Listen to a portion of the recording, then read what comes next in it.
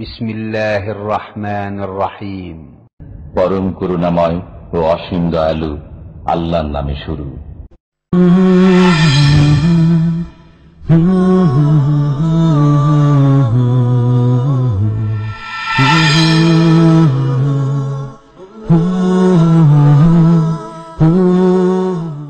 ومن أحسن قولا ممن دعا إلى الله وعمل صالحا وقال إنني من المسلمين.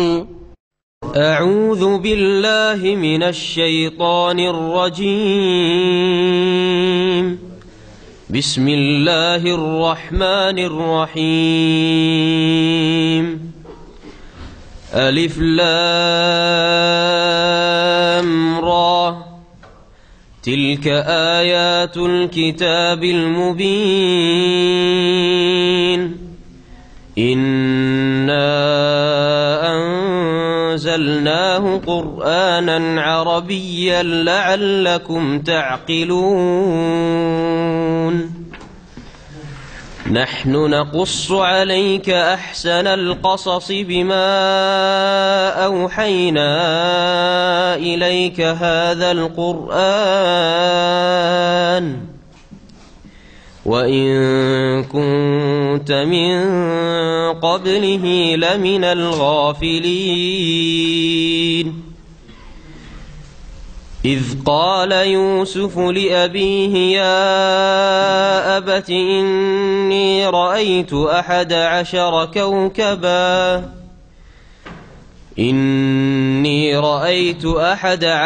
كوكبا والشمس والقمر رأيتهم لي ساجدين.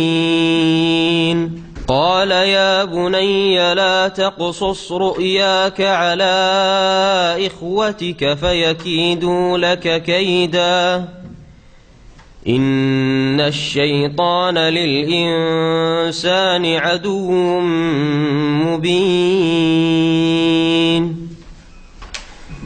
وكذلك يجتبيك ربك ويعلمك من تأويل الأحاديث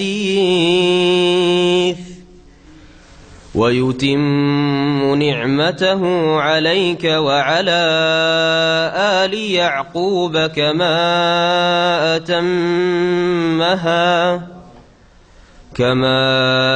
أتمها على أبويك من قبل إبراهيم وإسحاق إن ربك عليم حكيم.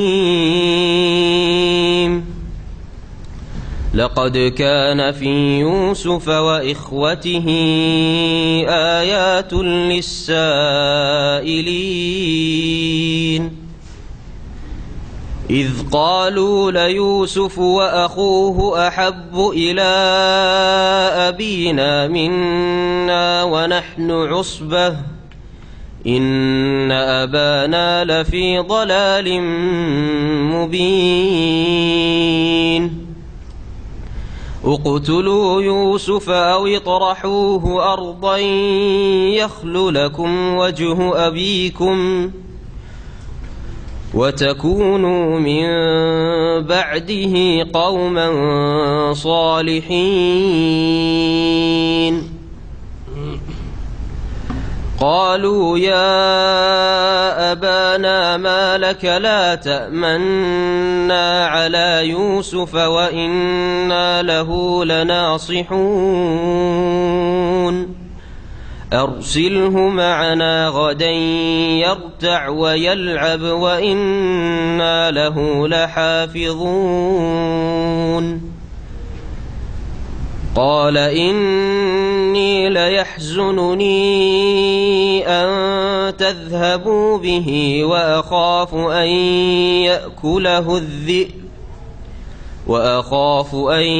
يأكله الذئب وأنتم عنه غافلون. قالوا لئن أكله الذئب ونحن عصبة إنا إذا لخاسرون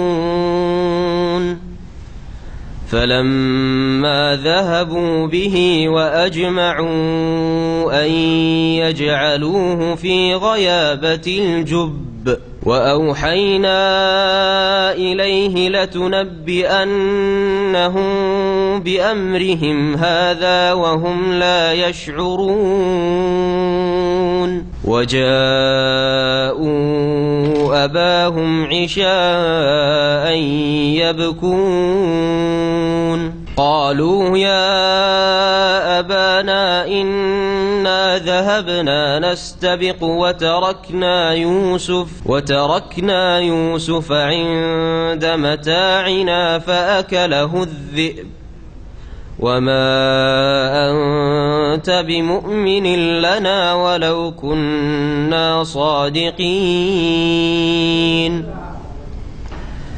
قال بل سولت لكم أنفسكم أمرا فصبر جميل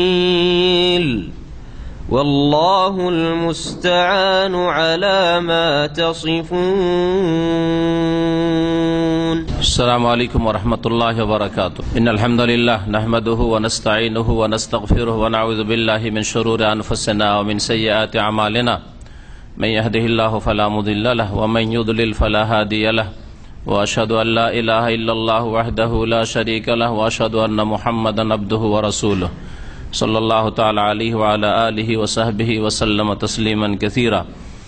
يا أيها الذين آمنوا اتقوا الله حق تقاته ولا تموتن إلا وأنتم مسلمون. يا أيها الناس اتقوا ربكم الذي خلقكم من نفس واحدة وخلق منها زوجها وبث منهما رجالا كثيرا ونساء واتقوا الله الذي تساءلون به والأرحم إن الله كان عليكم رقيبا. يا أيها الذين آمنوا اتقوا الله وقولوا قولا سديدا يصلح لكم أعمالكم ويغفر لكم ذنوبكم ومن يطع الله ورسوله فقد فاز فوزا عظيما. أما بعد فإن خير الحديث كتاب الله وخير الهدي هدي محمد صلى الله عليه وسلم وشر الأمور محدثاتها وكل محدثة بدعة وكل بدعة ضلالة وكل ضلالة في النار. أعوذ بالله من الشيطان الرجيم. بسم الله الرحمن الرحيم. ألف لام را تلك آيات الكتاب المبين إنا أنزلناه قرآنا عربيا لعلكم تعقلون. نحن نقص عليك أحسن القصص بما أوحينا إليك هذا القرآن وإن كنت من قبله لمن الغافلين. আল্লাহ পাক রব্বুল আলামিনের যাবতীয় প্রশংসা সালাত এবং সালাম নাযিল করেন মুহাম্মদ রাসূলুল্লাহ সাল্লাল্লাহু আলাইহি সাল্লামের উপর। আজকে আমাদের তাফসীর হবে সূরা ইউসুফ থেকে। সূরা ইউসুফ, যে সূরা ইউসুফ আলাইহিস সালামের এক লম্বা কাহিনী আর বড়ই সুন্দর চমৎকার কাহিনী আল্লাহ পাক রব্বুল আলামিন একসাথে উল্লেখ করেছেন। এইভাবে কোন নবী রাসূলের ঘটনা আল্লাহ পাক কোরআনে কারীমে একসাথে এক জায়গায় বর্ণনা করেননি। এ হচ্ছে ইউসুফ আলাইহিস সালামের কিসসা, যা সূরা ইউসুফে বর্ণনা করা হয়েছে তার বৈশিষ্ট্য। ইউসুফ আলাইহিস সালামের এই কিসসায় আরো বিভিন্ন দিক রয়েছে বৈশিষ্ট্যের। তার একটি দিক হচ্ছে যে এতে এমন এমন শিক্ষণীয় বিষয় রয়েছে যা অন্য কোনো কিসসাতে হয়তো পাওয়া যাবে না।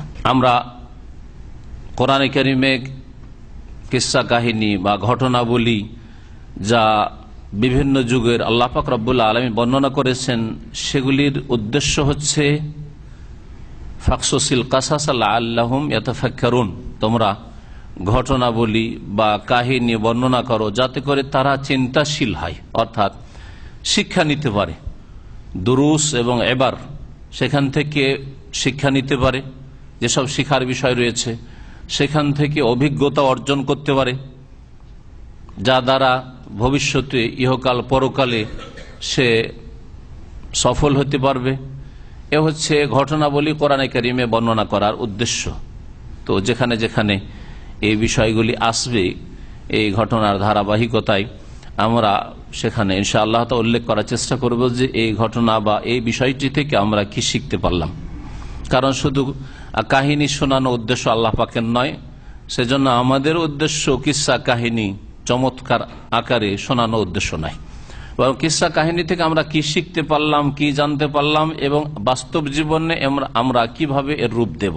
এই সূরা মক্কি সূরা, নবী করিম সাল্লাল্লাহু আলাইহি সাল্লামের মক্কি জীবনে নাজিল হয়েছে। যেই সময় রাসূলুল্লাহ সাল্লাল্লাহু আলাইহি সাল্লাম সাহাবায়ে কেরামরা বড় মজলুম, নির্যাতিত ছিলেন কাফের মুশরিকদের হাতে, কুরাইশদের হাতে। এ হচ্ছে একটি শিক্ষার দিক যে রাসূলুল্লাহ সাল্লাল্লাহু আলাইহি সাল্লামের সামনে, সাহাবায়ে কেরামদের সামনে এই ঘটনা আল্লাহ পাক রব্বুল আলামিন পেশ করে এই কথাই শিখাতে চেয়েছেন যে সারা বিশ্বের সমস্ত শক্তি যদি কোনো কিছুকে ঠেকাতে চায়, আর আল্লাহ পাক যদি চান যে সেটাকে একটি লক্ষ্য উদ্দেশ্য পর্যন্ত পৌঁছাবো, তাহলে কোন শক্তি সেখানে বাধা সৃষ্টি করতে পারে না, কোন শক্তি সেটাকে নির্মূল করতে পারে, নিশ্চিহ্ন করতে পারে। যেমন ইউসুফ আলাইহিস সালামকে হত্যা করার চেষ্টা করেছে, অথবা তাকে এমনভাবে তাকে শাস্তি দিয়েছে যাতে করে আর ও কোনো কাজের না থাকে, হয় মারাই যায়, আর না হলে এমন কোথাও চলে যায় যে কৃতদাসের সারা জীবনটা গোলামের জীবন কাটায়। কিন্তু আল্লাহ পাক রব্বুল আলামিন চেয়েছিলেন যে ইউসুফকে নবী বানাবো, ইউসুফকে আমি শাসক বানাবো, দুনিয়ার ক্ষমতা দেব, প্রতিষ্ঠিত করব দুনিয়ায়, ইউসুফ আলাইহিস সালামকে সম্মানিত করব, নেতৃত্ব দেব। আর ইউসুফের যারা বৈমাত্রীয় ভাই, যারা হিংসা করে, বিদ্বেষ রাখে, শত্রুতা রাখে, তাদেরকে অনগত করব, ইউসুফ আলাইহিস সালামের সামনে অনগত হয়ে তার উপস্থিত হবে। এগুলি হচ্ছে আল্লাহ পাক রব্বুল আলামিনের লক্ষ্য উদ্দেশ্য। তাতে বাধা দেওয়ার চেষ্টা করেছিল, কিন্তু কোনো ক্ষতি করতে পারেনি, কোন রকমের বাধা সৃষ্টি করতে পারেনি। হে মুহাম্মদ সাল্লাল্লাহু আলাইহি ওয়াসাল্লাম, তুমিও জেনে রাখো যে কুফরি শক্তি, কুরাইশদের শিরকি আর বাতিল শক্তি তোমার দাওয়াতে বাধা সৃষ্টি করার জন্য যত রকমের তাদের হাতিয়ার থাকে ব্যবহার করছে, কিন্তু কোন শক্তি বাধা দিতে পারবে না। আল্লাহু মুতিম্মু নূরিহি ওয়ালাউ কারিহাল কাফিরুন, আল্লাহ তার নূরকে, আলোকে পূর্ণতা দান করবেন, যদিও কুফরি শক্তি তা বরদাস্ত করতে পারে না। এই একটি শিক্ষা ইউসুফ আলাইহিস সালামের ঘটনা থেকে। ইউসুফ আলাইহিস সালামের ঘটনা থেকে শিক্ষা যে হিংসা মানুষকে ধ্বংস করে, লাঞ্ছিত অপদস্থ করে, শত্রুতা বিদ্বেষ মানুষকে লাঞ্ছিত অপদস্থ করে। সুতরাং কারো হিংসা করে, কারো শত্রুতা করে, যার হিংসা করেছেন, যার শত্রুতা করেছেন, তার কিছুই করতে পারবেন না, নিজেকে ক্ষতিগ্রস্ত করবে। এইরকম এই সূরায় শিক্ষার দিক রয়েছে যে কেউ যদি পাপ থেকে বাঁচতে চায়, তাহলে আল্লাহ পাক যে কোনো উপায় হোক পাপ থেকে, অন্যায় থেকে, গোনাহ থেকে বাঁচার রাস্তা বের করে দেবেন। ইউসুফ আলাইহিস সালাম যেভাবে পাপ থেকে বেঁচেছেন আর আল্লাহ বাঁচিয়েছেন, কিন্তু পাপ থেকে নিজেকে বাঁচাবার জন্য সচেষ্ট হইতে হবে, আল্লাহ ভীরু হইতে হবে, তাহলে আল্লাহ পাক তৌফিক দেবেন। এতে এই শিক্ষা রয়েছে, কেউ যদি পাপে লিপ্ত করার জন্য সব রকমের চেষ্টা করে, তারপরেও পাপে লিপ্ত করতে পারবে না যদি আপনি পাপ মুক্ত থাকতে চান, যদি আল্লাহকে ভয় করেন, পরকাল সম্পর্কে চিন্তাশীল হন। তাহলে এইরকম বহু শিক্ষা রয়েছে এই ঘটনাতে, যার ফলে এই ঘটনাকে আল্লাহ পাক রব্বুল আহসানুল কাসাস বলেছেন। নাহনু নাকুসু আলাইকা আহসানুল কাসাস, সবচাইতে উৎকৃষ্ট শ্রেষ্ঠ কাহিনী বর্ণনা করবো আল্লাহ বলছেন। যত কাহিনী রয়েছে, কিছু রয়েছে কাল্পনিক কাহিনী, উপন্যাস। কোরআনে কারিমে কোনো কাল্পনিক কাহিনী, গল্প বর্ণনা করা হয়নি। উপন্যাস নয় কোরআনে কারিম, উপকথা নয়। কোরআনে কারিমে যেসব ঘটনা ঘটেছে সেগুলি বর্ণনা করা হয়েছে। সূরা ইউসুফে 111টি আয়াত রয়েছে। সূরা ইউসুফের শানে নজুল সম্পর্কে মুফাসসিরিন কেরাম বর্ণনা করেছেন। তাফসীর ইবনে জারীরে, যাকে তাফসীর তাবারি বলা হয়, ইমাম ইবনে জারীর তাবারির তাফসীরুল তার সবচেয়ে প্রসিদ্ধ তাফসীর, সবচাইতে বড় তাফসীর। এই তাফসীরে আব্দুল্লাহ বিন আব্বাস রাদিয়াল্লাহু তাআলা আনহুমা থেকে বর্ণিত রয়েছে, কালু ইয়া রাসূলুল্লাহ, লোকেরা বলল, হে আল্লাহ রাসূল সাল্লাল্লাহু আলাইহি ওয়াসাল্লাম, লাউ কাসাসতা আলাইনা, যদি আমাদেরকে কোনো একটা কাহিনী শোনাইতেন, কোন একটা ঘটনা শোনাতেন, যার থেকে আমরা কিছু শিখতাম। ঘটনা শোনার আকাঙ্ক্ষা করলেন সাহাবায়ে কেরামরা মক্কাতুল মুকাররমায়। কারণ ঘটনা বলি, কিস্সা কাহিনী যদি সুন্দর হয় তো মানুষের তাতে সময় কাটে, তার বিপদ আপদ থাকলে একটু হালকা হয়। ঘটনা বলি শুনে সাহাবীরা এই আকাঙ্ক্ষা প্রকাশ করলেন যে আমাদেরকে যদি একটা কোনো ঘটনা শোনাতেন। তখন নাজিল হয় ফানাজালাত নাহনু নাকুসু আলাইকা আহসানাল কাসাস, এই সূরা ইউসুফ নাজিল হয়। কোন কোন তাফসীরকার স্থানে নজুল সামান্য ভিন্ন করে বর্ণনা করেছেন। তারা বলছেন যে মক্কার মুশরিকেরা সবসময় ইহুদিদের শরণাপন্ন হইতো, পরামর্শ নিত মুহাম্মদ সাল্লাল্লাহু আলাইহি ওয়াসাল্লামের দাওয়াতকে ঠেকানোর জন্য। কোন কোন তাফসীরকাররা বলেছেন শানে নজুলে যে মক্কার মুশরিকরা পরামর্শ নিত ইহুদিদের কাছে। ইহুদিদের কাছে আগের কিতাবের জ্ঞান রয়েছে, তাওরাত ইনজিলে, তাদের কাছে পরামর্শ নিত মুহাম্মদ সাল্লাল্লাহু আলাইহি ওয়াসাল্লামকে কেমন করে ঠেকাবো, তার মুখ কি করে বন্ধ করব, এই তার দাওয়াতকে কি করে প্রতিহত করব। তো ইহুদিরা শিখিয়ে দিত, পরামর্শ দিত, এটা জিজ্ঞেস করো, ওইটা জিজ্ঞেস করো। তার মধ্যে একটি পরামর্শ দিল তারা যে সে যদি সত্যি নবী হয় তাহলে নবীদের ঘটনা অবশ্যই বলতে পারবে। এটা খুব চমৎকার ঘটনা রয়েছে ইউসুফ আলাইহিস সালামের কিস্সা, আর তার যে ভাইরা ছিল, বৈমাত্রীয় ভাইরা ছিল, তাদের কিস্সা, খুব চমৎকার কিস্সা রয়েছে। যাও তো জিজ্ঞেস করো তো মুহাম্মদকে সাল্লাল্লাহু আলাইহি ওয়াসাল্লাম, যদি বলতে পারে তাহলে ভালোই কথা, যদি না বলতে পারে তার জন্মে যে সে মিথ্যা। আল্লাহ পাক সূরা ইউসুফ নাযিল করে শুনিয়ে দিলেন ইউসুফ আলাইহিস সালামের কিসসা। আল্লাহ পাক রব্বুল আলামিন ইরশাদ করছেন, আমরা শুরু করি তাফসীর। বিসমিল্লাহির রহমানির রহিম। আলিফ লাম রা তিলকা আয়াতুল কিতাবিল মুবিন। আলিফ লাম রা এগুলি হচ্ছে বিচ্ছিন্ন অক্ষর। কোরআনে কারীমের বেশ কিছু সূরার শুরুতে রয়েছে, কোন কোন সূরা শুরুতে একটি রয়েছে, যেমন কাফ ওয়াল কোরআনিল মাজিদ, নুন ওয়াল কলম। আর কোনটিতে রয়েছে দুইটি, যেমন ইয়াসিন, হামিম। কোন কোন এতে রয়েছে সূরা শুরুতে রয়েছে 3 অক্ষর বিশিষ্ট বিচ্ছিন্ন অক্ষর, যেমন আলিফ লাম রা বা সূরা বাকারা আলিফ লাম মিম, এরকম ইত্যাদি। আর তারপরে 4 অক্ষর বিশিষ্ট আছে, যেমন 5 কাফ হা ইয়া আইন সদ, 4 অক্ষর বিশিষ্ট রয়েছে। তো এই অক্ষরগুলি আল্লাহ পাক রব্বুল আলামিন কোরআনে কারীমের বিভিন্ন সূরার শুরুতে নাযিল করেছেন। এগুলির অর্থ সাহাবারা জিজ্ঞেস করেননি, রাসূলুল্লাহ সাল্লাল্লাহু আলাইহি ওয়াসাল্লাম বলে দেননি। এ সম্পর্কে নানা ভাষা নানা মত রয়েছে মুফাসসিরিনদের। তার মধ্যে এসবের অর্থ বের করা বা এগুলিকে শর্ট ফর্ম মনে করা, শর্ট ফর্ম মনে করা, এগুলি ভুল, অপব্যাখ্যা।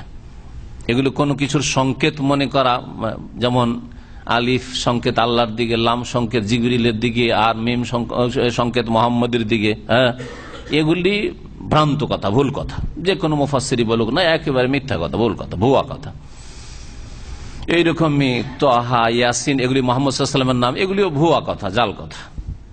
অনেক আমাদের দেশে খুব মশহুর রয়েছে যে তাহা আর ইয়াসিন এগুলি কার নাম?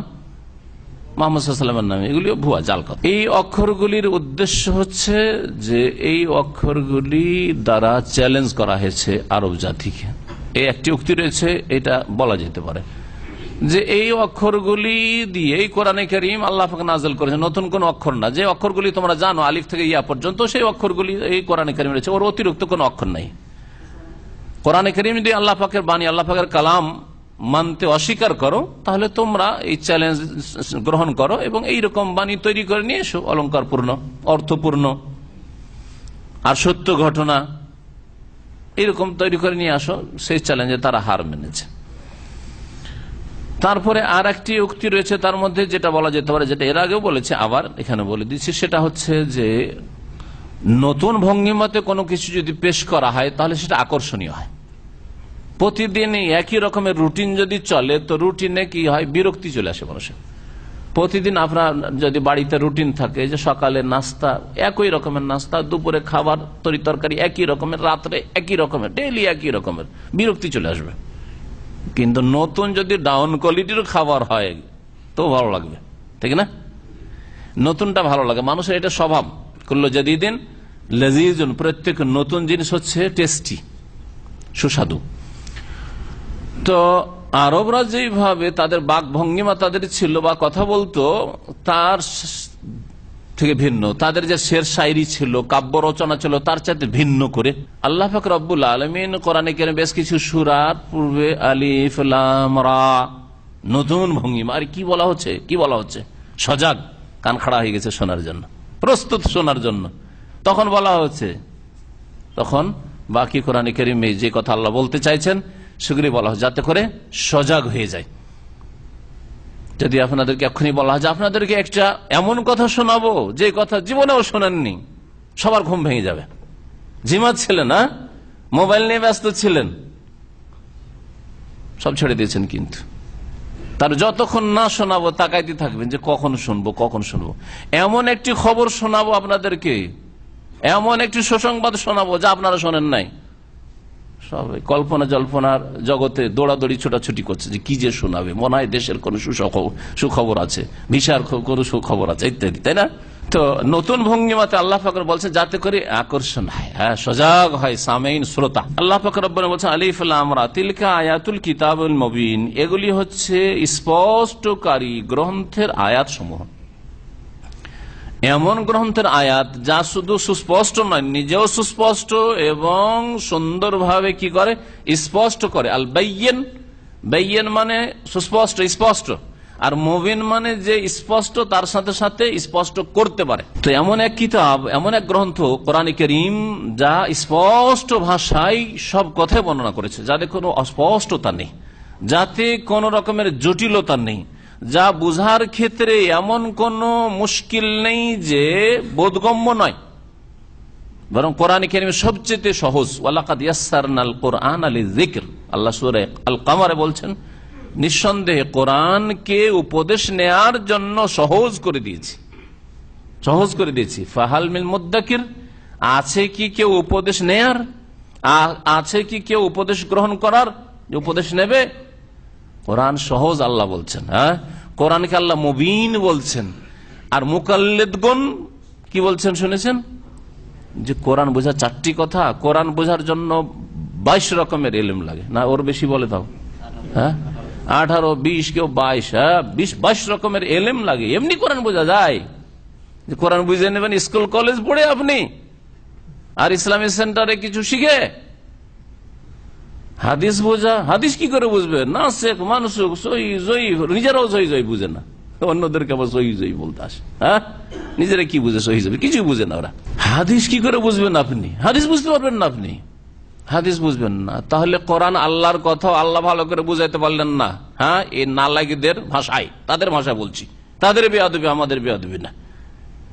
তারা স্পষ্ট ভাষায় বলুক আর অস্পষ্ট বলুক, হ্যাঁ, ডাইরেক্ট সরাসরি বলুক বা পরোক্ষ ভাবে ইনডাইরেক্ট বলুক, কিন্তু কোরআন বোঝা যাবে মানে আল্লাহ ভালো করে বুঝাইতে পারেনি, তাই না?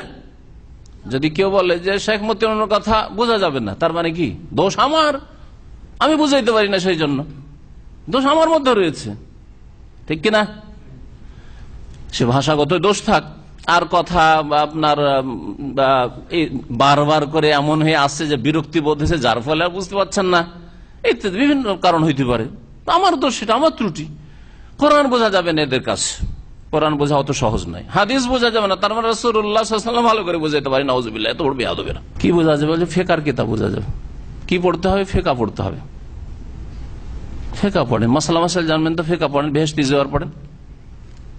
আর যদি ইমান টিমান তাজা করেন, কোনটাতে কত অঙ্কের নেকি পাওয়া যায়, তাহলে ফাজাইল আমল পড়েন, বুঝছেন না? জি হ্যাঁ, এগুলি পড়েন, এগুলি পড়ার দাওয়াত। নামাজের পরে পরে কি কিতাব পড়া হয়, এগুলি পড়া হয়, এগুলি বোঝা যাবে, কিন্তু কোরআন কারীম তাফসীর বোঝা যাবে না। গত সপ্তাহে এক ভাইকে বলছিলাম, সে এই প্রশ্নগুলি করছিল, তো আমি বললাম যে দেখেন, ওদেরকে বলেন যে ফাজাইল আমলটা বাদ দিয়ে কোরআনের তাফসীর পড়তে হবে, কোরআনের তাফসীর পড়তে হবে নিয়মিত। আপনাদের এই কোর্সে গিয়ে বাড়িতে থাকেন আর বাইরে যান, আপনাদের তরিকায় কোরআনের তাফসীর পড়তে হবে, অথবা সহিহ বুখারী পড়তে হবে। এই দুটো কিতাব পড়ে শোনাইতে হবে। যদি মেনে নাই তাহলে আপনি যান তাদের সাথে। কিছুটা বিদআত করার অনুমতি দিলাম, যা শরীয়তি অনুমতি না, কিন্তু আমি জানি যে ওরা মানবে না, সুতরাং আমরা যাওয়া হবে না।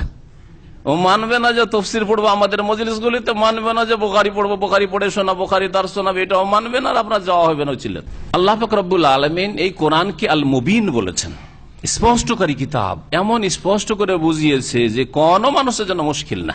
তবে সবাই সমান বুঝবে এটা কথা নাই, যে আপনি আমি সমান, সবাই কেউ 30 বছর 40 বছর লেখাপড়া করলো আর আপনি 2 বছর 1 বছর পরে সমান বুঝবেন না, এটা হবে না। কিন্তু বুঝবেন, আপনার কাজ চালার মতো আপনি বুঝে নেবেন যে আল্লাহ আমাকে কি সম্বোধন করেছেন, আমাকে কি করতে হবে কি করতে হবে না, বিধি নিষেধ কি আছে, এতটুকু বুঝতে পারবেন। ইন্না আনজালনাহু কুরআনান আরাবিয়্যা, আল্লাহ পাক বলেন নিঃসন্দেহে এই কিতাবকে আমি নাজিল করেছি কুরআনান আরাবিয়্যা, আরবি কোরআন হিসাবে, আরবি ভাষায় কোরআন রূপে, আরবি ভাষায় কোরআন রূপে আমি নাজিল করেছি। আল কোরআনুল কারীম, আল কোরআনকে আল কোরআন এই জন্য বলা হয় যে কোরআন শব্দটি কারা থেকে, কারা মানে পাঠ করা, আর দুনিয়ার মধ্যে সবচেয়ে বেশি তেলাওয়াত পাঠ হয় কোরআনুল কারীমের, এই জন্য কোরআনের নাম হচ্ছে আল কোরআনুল কারীম। কোরআন কারীমের তেলাওয়াত, শব্দের তেলাওয়াত হচ্ছে ইবাদত, তাআব্বুদ, আল মুতাআব্বাদ বিতিলাওয়াতি। দুনিয়ার কোন কিতাব তেলাওয়াত করা ইবাদত না, কিন্তু কোরআন কারীম তেলাওয়াত করে হচ্ছে ইবাদত। সেজন্য আল কোরআনুল কারীমকে আল কোরআনুল কারীম বলা হয়। আরবি ভাষা আল্লাহ পাক নাজিল করেছেন কেন? লাআল্লাকুম তাকিলুন, যাতে করে তোমরা বুঝতে পারো, তোমাদের বুঝা উপলব্ধি করা সহজ হয়ে যায়। এই সম্বোধন আরবদেরকে করা হয়েছে যাদেরকে রাসূলুল্লাহ সাল্লাল্লাহু আলাইহি ওয়াসাল্লাম প্রথম সম্বোধন করেছেন। রাসূলুল্লাহ সাল্লাল্লাহু আলাইহি ওয়াসাল্লামের দাওয়াত তাদের মধ্যেই সীমিত নয়, কিন্তু রাসূলুল্লাহ সাল্লাল্লাহু আলাইহি ওয়াসাল্লামের তাওহীদের দাওয়াত, ইসলামের দাওয়াত, ঈমানের দাওয়াত প্রথম আল্লাহ পাক তাকে পাঠিয়েছিলেন দেওয়ার জন্য আরবদেরকে। লিতুনজিরা উম্মাল কুরা ওয়া মান হাওলাহা, আল্লাহ পাক কোরআনে কারীমে আরেকটি আয়াতে বলছেন যাতে করে তুমি সতর্ক সাবধান করো, দ্বীন ইসলামের দিকে দাওয়াত দাও, উম্মাল কুরা মক্কার অধিবাসীদেরকে, ওয়া হাওলাহা ওর চারপাশে যারা বসবাস করে তাদেরকে, আরব জগৎকে। তো প্রথম সম্বোধন তাদেরকে করা হয়েছে। আর রাসূলুল্লাহ সাল্লাল্লাহু আলাইহি ওয়াসাল্লামের দাওয়াত সারা বিশ্বের মানুষের জন্য, এই মর্মে অনেকগুলি কোরআনে কারীম আয়াত রয়েছে। মাঝে মাঝে ওই আয়াতগুলি শুনে ওমা আরসালনাকা ইল্লা রাহমাতান লিল আলামিন, বিশ্বজাহানের জন্য রহমত করে আল্লাহ। এই কথা বলেন আরবদের জন্য রহমত, কুরাইশদের জন্য রহমত, এই কথা তো বলা হয়নি, তাই না? ওমা আরসালনাকা ইল্লা কাফাতান লিন্নাস, সমস্ত মানুষের জন্য। কুল, হে নবী বলে দাও মানুষকে ঘোষণা করে, ইয়া আইয়ুহান নাস, হে মানব সকল, ইয়া আইয়ুহান নাস বলা হয়েছে, ইয়া আইয়ুহাল মুমিনুন না, ইয়া আইয়ুহাল্লাযিনা আমানু, ইয়া আইয়ুহান নাস, হে মানব সকল, ইহুদি নাসারা মজুস, সমস্ত মানুষকে, হিন্দু সমস্ত মানুষকে আল্লাহ সম্বোধন করেছেন। আদম সন্তানকে ইন্নী রাসূলুল্লাহ ইলাইকুম, আমি তোমাদের জন্য রাসূল। ইলাইকুম বলা যথেষ্ট ছিল, জামিআন, তোমাদের সকলের জন্য রাসূল, সকলের জন্য। কিন্তু প্রথম যেখানে রাসূলুল্লাহ সাল্লাল্লাহু আলাইহি ওয়াসাল্লাম পয়দা হয়েছেন সেখানকার লোকদেরকে দাওয়াত দিতে বলা হয়েছে, তাদের ভাষাভাষী করে আল্লাহ পাক নবীকে পাঠিয়েছেন। এর দ্বারা বোঝা গেল যে আপনি যেখানে থাকবেন সেখানকার ভাষায় আপনি তাদেরকে সম্বোধন করবেন। সেটা আপনার সাধারণ ওয়াজ মাহফিলের বক্তব্য হোক, অথবা জুমা মসজিদের খুতবার বক্তব্য হোক, খেতাব হোক, অথবা ঈদের খুতবার বক্তব্য হোক, আপনার খেতাব হবে, অ্যাড্রেস হবে, সম্বোধন হবে কোন ভাষায়? যেই ভাষা ওখানকার লোকেরা বুঝে। আরবি ভাষা সুদূর বাংলাদেশে গিয়ে আর জাপানে গিয়ে আর চাইনায় গিয়ে আর কেরালায় গিয়ে, আপনি ওখানে পাকিস্তানে গিয়ে আপনি বলবেন আরবি ভাষায় জুমার খুতবা চলবে, অন্য ভাষায় চলবে না। গত সপ্তাহে এক বিদাতির বক্তব্য শুনছে, কবিরা গুনাহ হয়ে যাবে। কেউ যদি আরবি ছাড়া অন্য ভাষায় খুতবা দিয়ে দেয় তাহলে কি হয়ে যাবে? কবিরা গুনাহ হয়ে যাবে। ঈদের খুতবা যদি আরবি ছাড়া অন্য ভাষায় দিয়ে দেয় তো কবিরা গুনাহ হয়ে যাবে। আর জাতিকে ইসলাম থেকে জাহেল মূর্খ রাখা কোন গুনাহ, সগীরাও না। জাতির নেতৃস্থানীয় ব্যক্তিরা জুমা পড়তে অবশ্যই আসবে, ঈদ পড়তে অবশ্যই আসবে, কিন্তু ওয়াজ মাহফিলে আসার কোনো গরজ নেই তাদের। ওয়াজ মাহফিলে আসা তারা জানছে যে আল্লাহ ওইভাবে ফরজ করেনি যেভাবে জুমাতে হাজির হওয়া ফরজ, ঈদে হাজির হওয়া ফরজ, ঠিক কিনা? যার ফলে তারা আসে না। তাহলে এদেরকে অজ্ঞ রাখলেন না?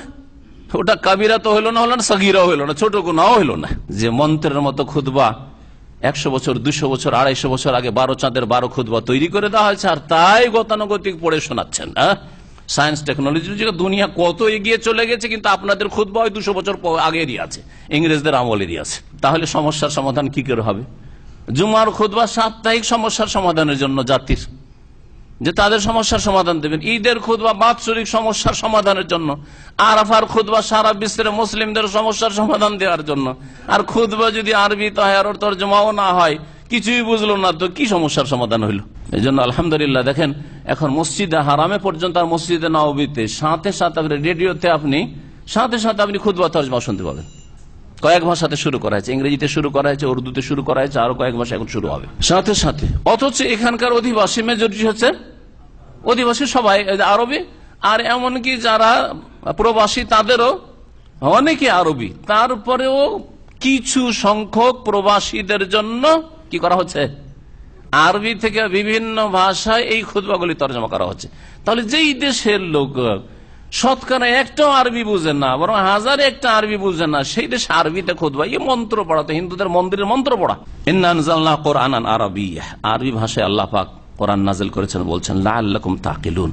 কোরআনে কারীম সম্পর্কে, কোরআনে কারীমের কয়েকটি বৈশিষ্ট্য এখানে উল্লেখ করুন, যা তাফসীরকাররা উল্লেখ করেছেন। কোরআনে কারীম আরবি ভাষায় নাযিল হয়েছে, কোরআনে কারীম আরবি ভাষা নাযিল হয়েছে। কোরআনে কারীম সবচেয়ে শ্রেষ্ঠ কিতাব আল্লাহ পাক রব্বুল, একটি বৈশিষ্ট্য, যতগুলি আসমানি কিতাব রয়েছে, তাওরাত হোক, ইনজিল হোক, জবুর হোক, আর সুহফে ইব্রাহিম হোক, কোরআনে কারীম সবচাইতে শ্রেষ্ঠ কিতাব। আর সবচাইতে শ্রেষ্ঠ ভাষায় কোরআনে কারীম নাযিল হয়েছে। আরবি ভাষা সবচাইতে শ্রেষ্ঠ কোন দিক থেকে?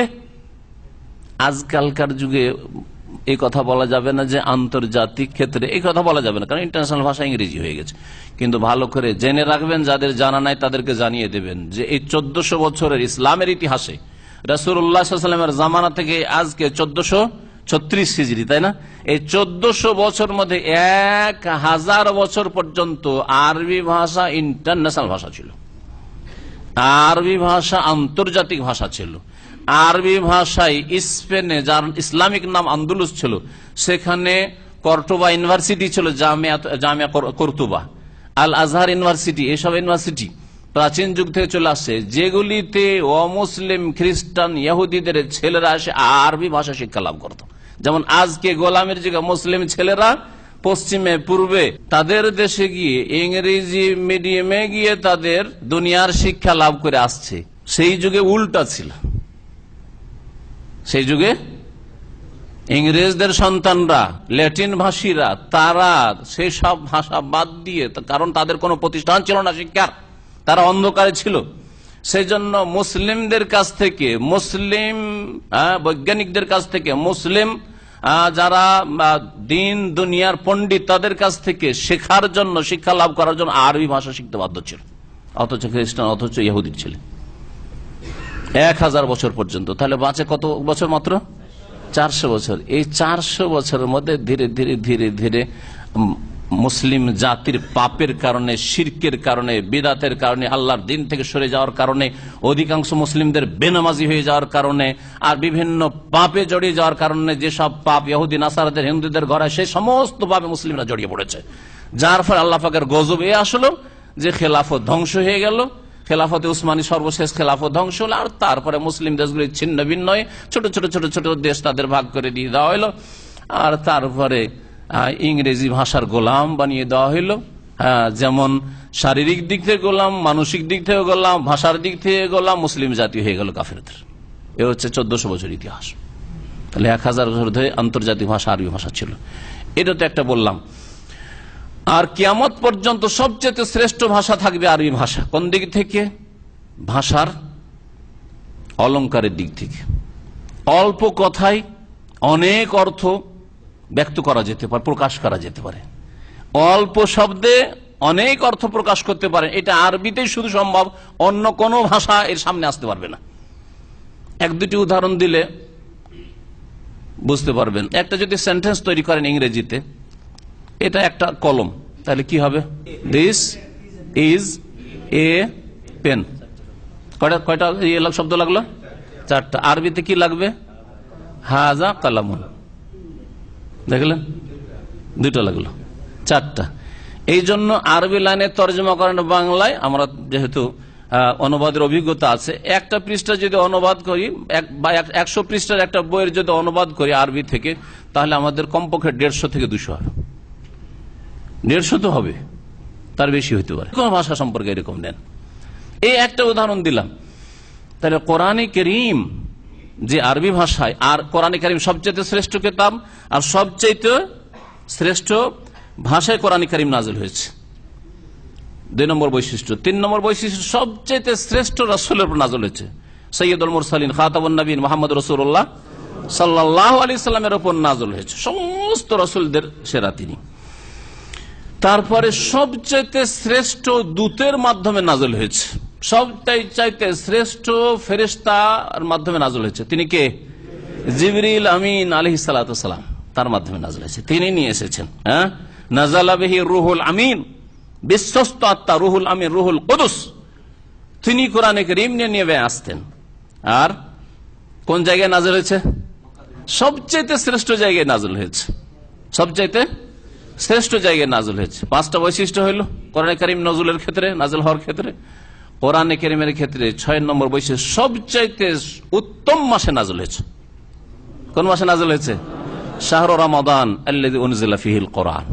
জি, সবচাইতে উত্তম রাতে নাযিল হয়েছে। 7 নম্বর বৈশিষ্ট্য, সবচাইতে উত্তম রাতে নাযিল হয়েছে। ইন্না আনজালনাহু ফী লাইলাতিল কদরি, ইন্না আনজালনা ফী লাইলাতিন মুবারাকা। এই হচ্ছে কোরআনে কারীমের বৈশিষ্ট্য। আল্লাহ পাক রব্বুল আলামিন বলছেন নাহনু নাকুসসু আলাইকা আহসানাল কাসাস। আল্লাহ পাক রব্বুল আলামিন বলছেন নাহনু নাকুসসু আলাইকা আহসানাল কাসাস।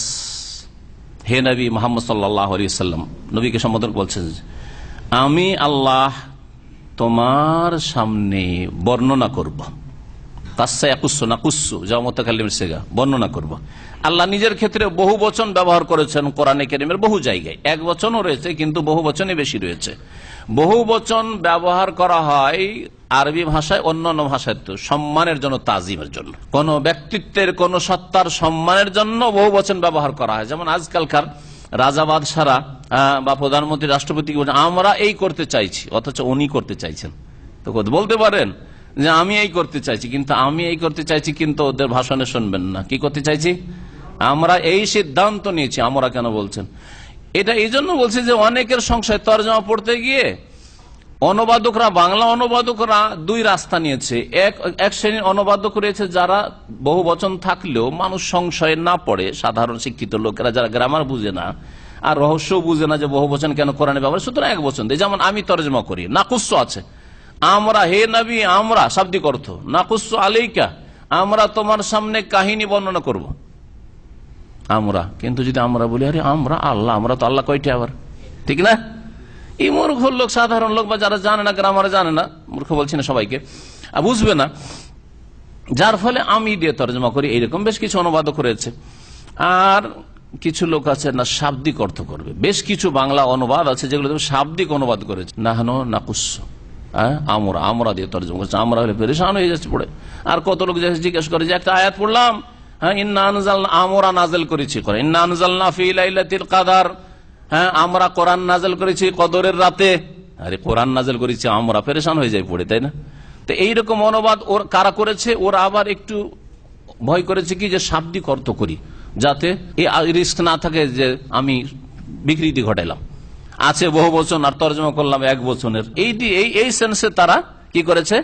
শাব্দিক অর্থের পাবন্দি করেছে। কিন্তু সংশয় ফেলেছে ওই সব লোকদেরকে যারা আরবি ভাষা বুঝে না, অথবা আরবি ভাষার অলংকার বুঝে না, অথবা কেন বহু বচন ব্যবহার করেছে এর রহস্য বুঝে না। আল্লাহ পাক রব্বুনা বলছেন নাহনু নাকুসসু আলাইকা আহসানাল কাসাস, আমি আল্লাহ তোমার সামনে বর্ণনা করব আহসানাল কাসাস, সর্ব উৎকৃষ্ট কাহিনী।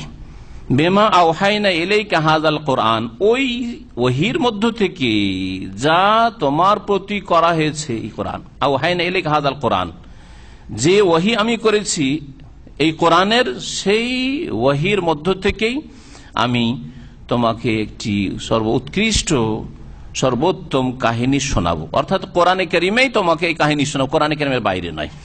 ওয়াইন কুনতা মিন ক্বাবলিহি লামিনাল গাফিলিন, যদিও, অধিকাংশ মুফাসসিররা এরকম তরজমা করে, যদিও, ওয়াইন ইন, তাহলে যদির মানেই থাকলো, শাব্দিক অর্থ থাকলো। ওয়াইন কুনতা মিন ক্বাবলিহি, যদিও তুমি এর পূর্বে হে নবী লামিনাল গাফিলিন, অনবহিতদের অন্তর্ভুক্ত ছিলে, অজানা লোকদের অন্তর্ভুক্ত, যারা জানতো না তাদের অন্তর্ভুক্ত ছিলে। ওয়াইন কুনতা, আর কেউ কেউ বলছেন যে ইনটা আসলে ছিল ইন্না, ছিল মুখাফফাফ হয়েছে, মুসাক্কাল থেকে ইন্না ছিল, কি হয়েছে? মুখাফফাফ ইন হয়েছে, এটাও আরবি গ্রামারে হয়। তাহলে কি হবে? ওয়া ইন্নাহু, আর কথা হচ্ছে এই যে কুনতা মিন কাবলিহি, ইতিপূর্বে তুমি কি ছিলে? যারা জানতো না তাদের অন্তর্ভুক্ত ছিল। মানে ইউসুফ আলাইহিস সালাম সম্পর্কে তোমরা কিছুই জানতে না, তুমি জানতে না। ইউসুফ আলাইহিস সালামের ঘটনা সম্পর্কে হে নবী মুহাম্মদ তুমি কিছুই জানতে না, মিনাল গাফিলিন, মানে তুমি কিছু জানতে না, জানা ছিল না। এই আয়াত থেকে কি স্পষ্ট হইল? যে নবী মুহাম্মদ সাল্লাল্লাহু আলাইহি ওয়াসাল্লাম অতীতের খবর রাখতেন না, জানতেন না। অতীতের খবর রাখতেন না তো আলেমুল গায়ব কি করে? আলেমুল গায়ব কাকে বলা হয়? যিনি অদৃশ্যের সব খবর রাখেন।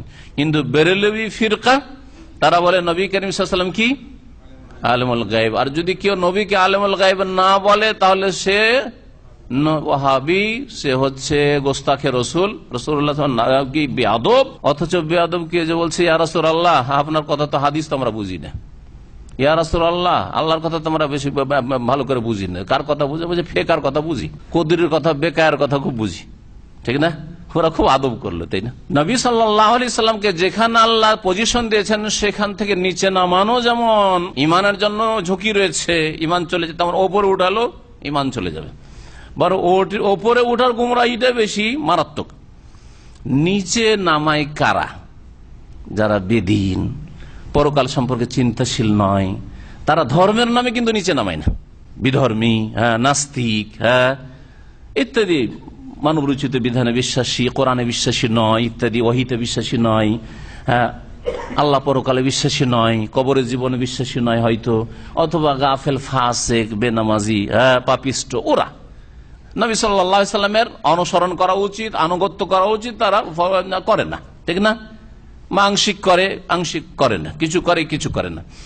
আর বাড়াবাড়ি কারা করে? উপরে উঠায় কারা? ধর্মের নামে কিন্তু উপরে উঠায়, বিধর্মিতার নামে নবীকে উপরে উঠায়। যেখানে আল্লাহ পাক তাকে মর্তবা দিয়েছেন, মর্যাদা দিয়েছেন, সেখান থেকে উপরে কারা উঠায়?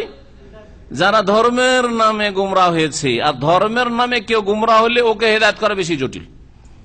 একটা বেনামাজিকে নামাজি বানানো আর একটা কবর পূজারীকে কবর পূজা মুক্ত করা, তৌহিদবাদী করা, দুটো দাওয়াত দিতে লাগেন, কোনটা তাড়াতাড়ি করতে পারবেন দেখে নেন, পরীক্ষা করে বুঝতে পারবেন। বেনামাজিকে একটা লোক মদ খায়, একটা লোক বিভিন্ন পাপে জড়িয়ে আছে, জুয়াতে, হারাম খাওয়ায়, সুদ খাওয়ায় জড়িয়ে আছে, তাকে ইমানের দিকে নিয়ে, ইসলামের দিকে নিয়ে আসা অনেক সহজ। কারণ সে ভালো করে, একটা চোরকে, একটা ডাকাতকে ভালো করে জানে যে কাজগুলি ভালো করছে না, হারাম কাজ করছে। কিন্তু একজন লোক শিরিক করে, কবর মাজার পূজা করে, অথবা মিলাদ করে, মিলাদের বিদাত করে, ইত্যাদি বিভিন্ন রকমের বিদাত করে, বলে যে এগুলি বিদাত, এগুলি শিরক, এগুলি ইসলামের নাই। বলতে যে তুমি ইসলাম জানো না, তুমি ইসলাম জানো, তুমি ওয়াহাবি, ঠিক না? আমি ঠিক ইসলাম জানি, আমরা সঠিক ইসলাম পালন করছি। বলবে না? বলবে না? কারণ ও জানছে যে আমি যে রাস্তা আছি ঠিক রাস্তায় আছি। কিন্তু চোর ডাকাত জানছে আর সুদখোর জানছে আমি ভুল রাস্তায় আছি, ও বুঝতে পারছে যে আমার রাস্তাটাই ভুল আছে। কি বলতে গিয়ে এতদূর পৌঁছিলাম? হ্যাঁ বলেন। নবী করিম সাল্লাল্লাহু আলাইহি ওয়াসাল্লাম আলেমুল গায়ব ছিলেন না, অদৃশ্যের খবর রাখতেন না। কতটা রাখতেন? যতটা তাকে জানিয়ে দেওয়া হইতো। ইউসুফ আলাইহিস সালামের ঘটনা যখন জানিয়ে দেওয়া হলো তখন আর গায়েব গায়েব থাকলো, নবী সাল্লাল্লাহু আলাইহি ওয়াসাল্লাম তখন জেনে ফেললেন, আল্লাহ জানিয়ে দিলেন। নবী সাল্লাল্লাহু আলাইহি ওয়াসাল্লাম সাহাবায়ে কেরামদেরকে জানিয়ে দিয়েছেন, গোপন রাখেন। আর গায়েব, আলেমুল গায়েব বা গায়েব জানা মানে হচ্ছে গায়েবের কি চাবি নিজের হাতে থাকা, যখন ইচ্ছা তখন আমি পর্দা খুলে দেবো, কাশফ হয়ে যাওয়া আর জেনে নেবো। কাশফ হওয়া মানে উন্মুক্ত হয়ে যাওয়া।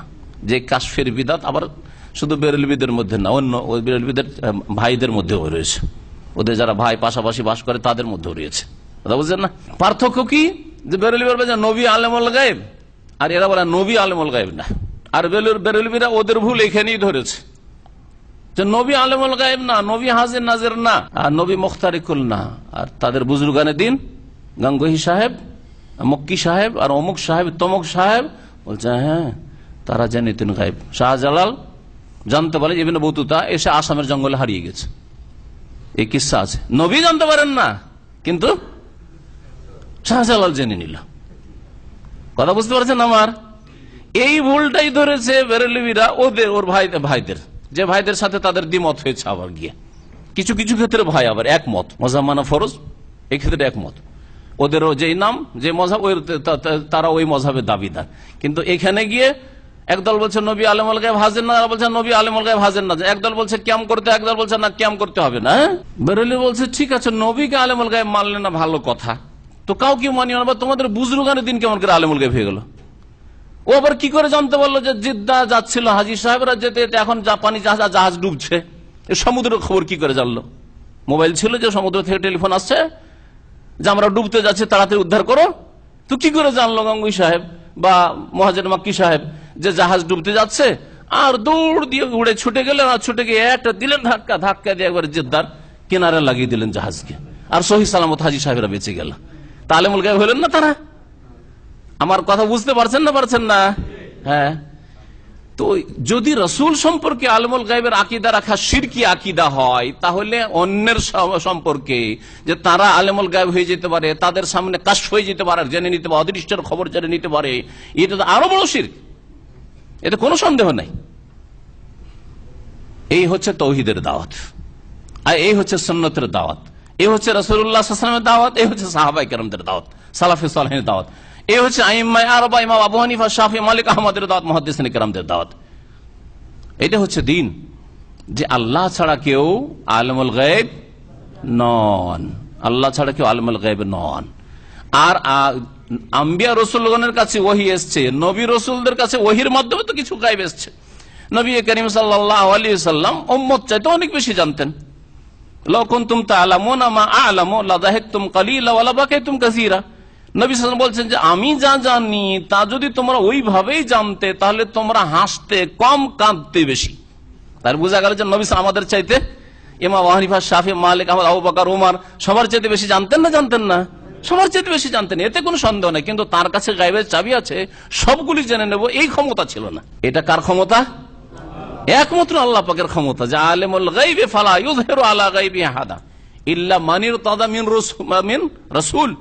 তবে যেই রাসূলকে মনোনীত করেছেন গায়ব থেকে, আল্লাহ পাক কিছু জানিয়েছেন, গায়বের ঘটনা, ইউসুফ আলাইহিস সালামের ঘটনা, প্রাচীন যুগের ঘটনা আল্লাহ পাক জানিয়েছেন, সেজন্য জানতে পেরেছেন। এইরকমই যুলকারনাইনের ঘটনা, আসহাবে কাহফের ঘটনা, মুসার খাজিরের ঘটনা, ইত্যাদি ইত্যাদি, মুসা আলাইহিস সালামের গাবি জবাইয়ের ঘটনা, ফেরাউনের ঘটনা, আল্লাহ পাক এইরকমই জান্নাত, জাহান্নাম, আখিরাত, দাজ্জাল যেসব গায়ব রয়েছে আল্লাহ পাক নবী সাল্লাল্লাহু আলাইহি ওয়াসাল্লামকে জানিয়েছেন। আর যেগুলি হুকুম, আহকাম, বিধি বিধান বিশেষ করে সেগুলি নবী আমাদেরকে জানিয়ে দিয়েছেন। বেশ কিছু জিনিস হয়তো জানা নেই, যেগুলির প্রয়োজন নেই। ফিতনা ফাসাদ, আগামীতে কলহ বিবাদ হবে, ফিতনা ফাসাদ হবে, নবী সাল্লাল্লাহু আলাইহি ওয়াসাল্লাম জানতেন। বেশ কিছু নাম ধরে ধরে জানতেন যে এই লোক শহীদ হবে, আর এই লোকের জুলম হবে, আর কিছু নাবালকরা নেতৃত্বে আসবে, অযোগ্যরা নেতৃত্বে আসবে, জানতেন না নবী সাল্লাল্লাহু আলাইহি ওয়াসাল্লাম? বেশ কিছু জিনিস জানতেন, কিন্তু এগুলি ওইভাবে বিস্তারিত জানাবার প্রয়োজন। এগুলির সাথে ইসলামী জীবনের কোনো সম্পর্ক নেই, আকীদার সম্পর্ক নেই, ইবাদতেরও সম্পর্ক নেই, আখলাক, চরিত্র, হালাল হারামের সম্পর্ক নেই। সেই জন্য অনেক কিছু হয়তো গোপন রেখেছেন রাসূলুল্লাহ সাল্লাল্লাহু আলাইহি ওয়াসাল্লাম, কিন্তু সব কথাই জানিয়ে দেওয়া হয়েছে বা সব কথাতে ক্ষমতা ছিল। এটা হচ্ছে শিরকি আকীদা। কোন মানুষকে আল্লাহ সব কথা জানিয়েও দেননি গায়বের, আর সব কিছুই জানার তার কাছে ক্ষমতা ছিল, চাবি ছিল, এটাও ছিল না। ওয়াইনদাহু মাফাতিহুল গায়ব, ওয়াইনদাহু মানে তার নিকটে, মাফাতি মানে কি? চাবি। হ্যাঁ, মিফতাহুনের বহুবচন, চাবি। তার কাছে, আল্লাহর কাছেই চাবি রয়েছে। কিসের? আল গায়ব, গায়বের চাবি রয়েছে। লা ইয়ালামুহা ইল্লাহু, তিনি ছাড়া আর কেউ জানেন না গায়ব। কোরআনে কারীম এত স্পষ্ট, নবী মুহাম্মদ সাল্লাল্লাহু আলাইহি ওয়াসাল্লাম বলছেন লাউ কুনতু আলামুল গায়ব, আমি যদি গায়ব জানতাম। কোরআনে আল্লাহ বলছেন নবীকে, আর কোরআনের ভাষায় নাযিল হচ্ছে, এটা হাদিসের ভাষা শোনাচ্ছে না। আল্লাহ বলছেন যে হে নবী বলো, লাউ কুনতু আলামুল গায়ব, আমিও যদি গায়ব অদৃশ্য সবকিছু জানতাম, যে তায়েফ গেলে কি ক্ষতি হবে, আর ওহদেও 50 জন নেমে যাবে, এদেরকে যদিও নিযুক্ত করি, সুতরাং এদেরকে নিযুক্ত করা হবে না, আমাকে নিজেই ওখানে থাকতে হবে, এসব যদি জানতাম, লাস্তাকসারতু মিনাল খায়র, তাহলে অনেক কল্যাণ একত্রিত করে নিতাম, সঞ্চয় করে নিতাম। আর ওমা মাসানিয়া সু, আর কখনো আমাকে অনিষ্ট স্পর্শ করতে পারত না, কখনো বালা মুসিবত বিপদ আপদ আসত। ইয ক্বালা ইউসুফ লিআবিহি, এখন আল্লাহ পাক ঘটনা বর্ণনা করা শুরু করেছে। এই আহসানুল কাসাস, সবচাইতে চমৎকার কিসসা কোরআনে কারীমের আল্লাহ পাক বর্ণনা করেছেন এখানে। ইয ক্বালা ইউসুফ লিআবিহি, স্মরণ করো যখন ইউসুফ আলাইহিস সালাম বলেছিলেন তার পিতাকে। তার পিতার নাম কি? ইয়াকুব আলাইহিস সালাম, তিনিও নবী ছিলেন আল্লাহ পাকের। ইয়া আবাতে, হে আব্বা জান, ইন্নী রাআইতু আহাদা আশারা কাওকাবা, আমি দেখছি 11টি তারকাকে, ওয়াশ-শামসা ওয়াল কামার, আর সূর্যকে এবং চন্দ্রকে। দেখছি মানে স্বপ্নে দেখছি, রাআইতুহুম ফিল মানাম, স্বপ্নে দেখেছি। রাআইতুহুম লি সাজিদিন, এসবকে দেখছি যে আমাকে সেজদা করছে, এসবকে দেখছি যে লি সাজিদিন, আমাকে সেজদা করছে, আমার সামনে সেজদায় অবনত হয়ে রয়েছে, ঝুঁকে রয়েছে। সেজদা করার অর্থ আমার অনুগত হবে, আমাকে আল্লাহ পাক নেতৃত্ব দেবেন আর আমার অনুগত হবে, আমার উপর জুলম অত্যাচার করবে, তারপর আমার সামনে অনুগত হয়ে হাজির হবে, হ্যাঁ, আমার শরণাপন্ন হবে। 11টি তারকা, 11টি তারকা বলতে কি বোঝানো হয়েছে? 11 ভাই আর 11 বাকি, তারা টোটাল 12 ভাই ছিলেন। হ্যাঁ, আর 12 ভাইয়ের কথা, মুসা আলাইহিস সালামের জামানা তো 12 বংশ ছিল, ওই 12 ভাই থেকে 12 বংশ ছিল। এই জন্য 12 বংশের জন্য এক বংশকে আর এক বংশ, এক গোত্রকে আর এক গোত্রের, যাতে করে ঝর্ণাতে পানি না নিতে যেতে হয়, সেই জন্য ওই লোহিত সাগর পার করে ফেরাউন ধ্বংস হলো ডুবে, মুসা আলাইহিস সালাম তার বনি ইসরায়েল বংশধরকে নিয়ে যে সমুদ্র পার হয়ে আসলেন, পানির প্রয়োজন হইল, আল্লাহ পাক রব্বুল আলামিন পানির ব্যবস্থা করে 12টি ঝর্ণা প্রবাহিত করেছে। ওয়াকাত্তানাহুম ইসনাতাই আশারাতা আসবাতান উমামা, 12 ভাগ বিভক্ত আল্লাহ পাক রব্বুল এই গোত্রকে করেছেন। আর তাদের জন্য ফানফাজারা মিনহু, কোরআনে কারীম আয়াত পড়েন হাফেজ সাহেব, ফানফাজারা মিনহু ইসনাতা আশারা আইনা, আইনান ঝর্ণা। জি, ফানফাজারা মিনহু, আল্লাহ পাক বললেন আনিযরে বিআসাকাল হাজার, পাথরে কি করো? বাড়ি মারো, পাথরে আঘাত করো। ফানফাজারা মিনহু ইসনা আশারা আইনান, সেখান থেকে 12টি ঝর্ণা প্রবাহিত হলো। এই যে 12 ভাই তারা ছিল, আর 12 ভাই থেকে 12টি গোত্র, শাখা শাখা গোত্র বংশ হয়েছে। তো একজন ইউসুফ আলাইহিস সালাম আর বাকি 11 জন, এই 11 জনের একজন আপন ভাই সহোদর ভাই ছিলেন, আর বাকি 10 জন এরা ছিল বৈমাত্রীয় সৎ ভাই। ইউসুফ আলাইহিস সালামের সৎ ভাইরা হিংসা করেছিল, এটা থেকে কি সৎ ভাইয়ের হিংসা করার বৈধতা প্রমাণিত হয়? তারা কোন কালে হিংসা করেছিল আর এইরকম হিংসার ঘটনা ঘটেছিল, এতে থেকে কি জায়েজ হয়ে যায় যে কোরআনে আল্লাহ যেহেতু বর্ণনা করেছেন সেই জন্য হিংসা করা জায়েজ সৎ ভাইয়ের নাকি? না, কখনো বোঝায় না। বরং এ থেকে এর বিপরীত বোঝা যায় যে তারা হিংসা করে কত ক্ষতিগ্রস্ত, লাঞ্ছিত হইল, হ্যাঁ, জালেম সাব্যস্ত হইল। আত্মীয়তা দেখেন জুলুমগুলো কি কি করেছিল, এই জুলুমগুলো শোনেন। এই ভাইরা আত্মীয়তাকে বিচ্ছিন্ন করলো, আত্মীয়তা সম্পর্কে কি করলো? বিচ্ছিন্ন করলো। আর আত্মীয়তার সম্পর্ক বিচ্ছিন্নকারী জাহান্নামী, নবী সাল্লাল্লাহু আলাইহি ওয়াসাল্লাম বলেছেন। তারা যদি তওবা না করতো তো জাহান্নাম। তওবা করেছে তারা পরে, হ্যাঁ, আর আগে থেকে যখন এই পাপে লিপ্ত হয় তখনই তারা সংকল্প করেছে যে একে মেরে দেবো, মেরে দেওয়ার পর আমরা তওবা করে নেব। এরকম অনেক বদমাইশ আছে, তাই না? আজকে চুরি করিনি, তারপর তওবা করে নেব।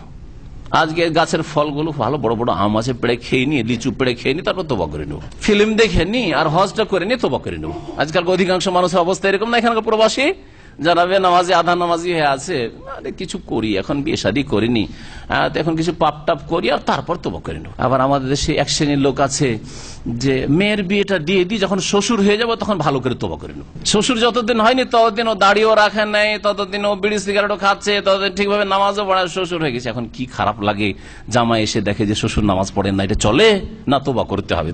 তা আল্লাহর ভয় তওবা করলো না জামাইকে লজ্জা করে তওবা করলো?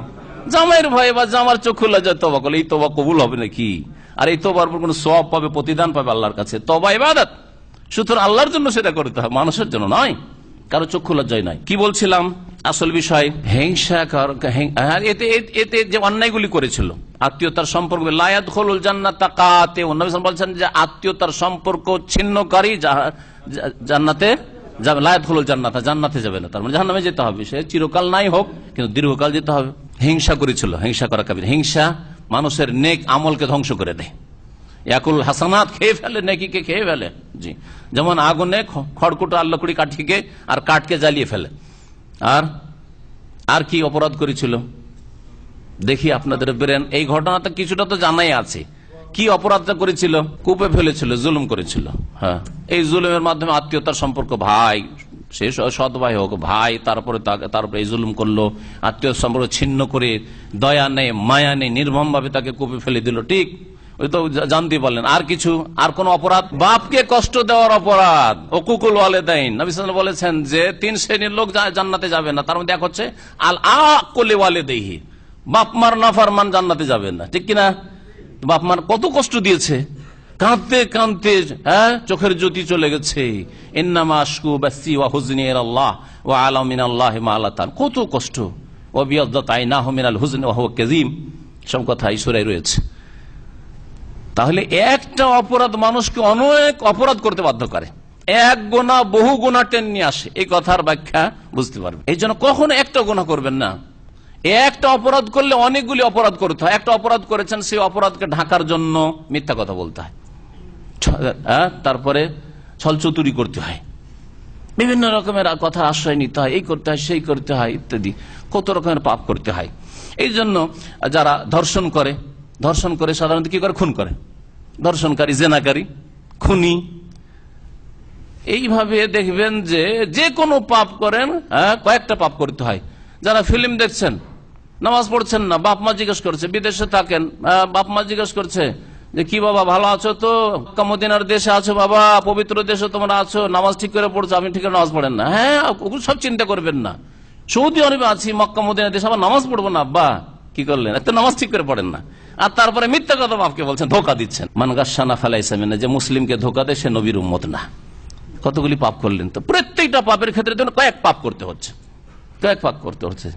যারা মানুষকে ঠকে কয়েক পাপ করে, কত রকমের ধোকাবাজি করে। তো এই 11টি তারকা মানে 11 ভাইকে দেখছেন। আর শামস আল কামার, শামস থেকে ইঙ্গিত করা, শামস যেহেতু মুয়ান্নাস স্ত্রীলিঙ্গ, মায়ের দিকে ইঙ্গিত করা হয়েছে। আর তার এই মা, সৎ মা খালা ছিল, মায়ের ইন্তেকাল হয়ে গেছিল ইউসুফ আলাইহিস সালাম, আর তারপরে তার খালাকে বিয়ে করেছিলেন, তাফসীরকাররা বলছেন ইয়াকুব আলাইহিস সালাম। আর খালাও আল খালা বিমানজিলাতুল নবী সাল্লাল্লাহু আলাইহি ওয়াসাল্লাম, এই হাদিসে রয়েছে যে খালা হচ্ছে মায়ের মর্যাদায়।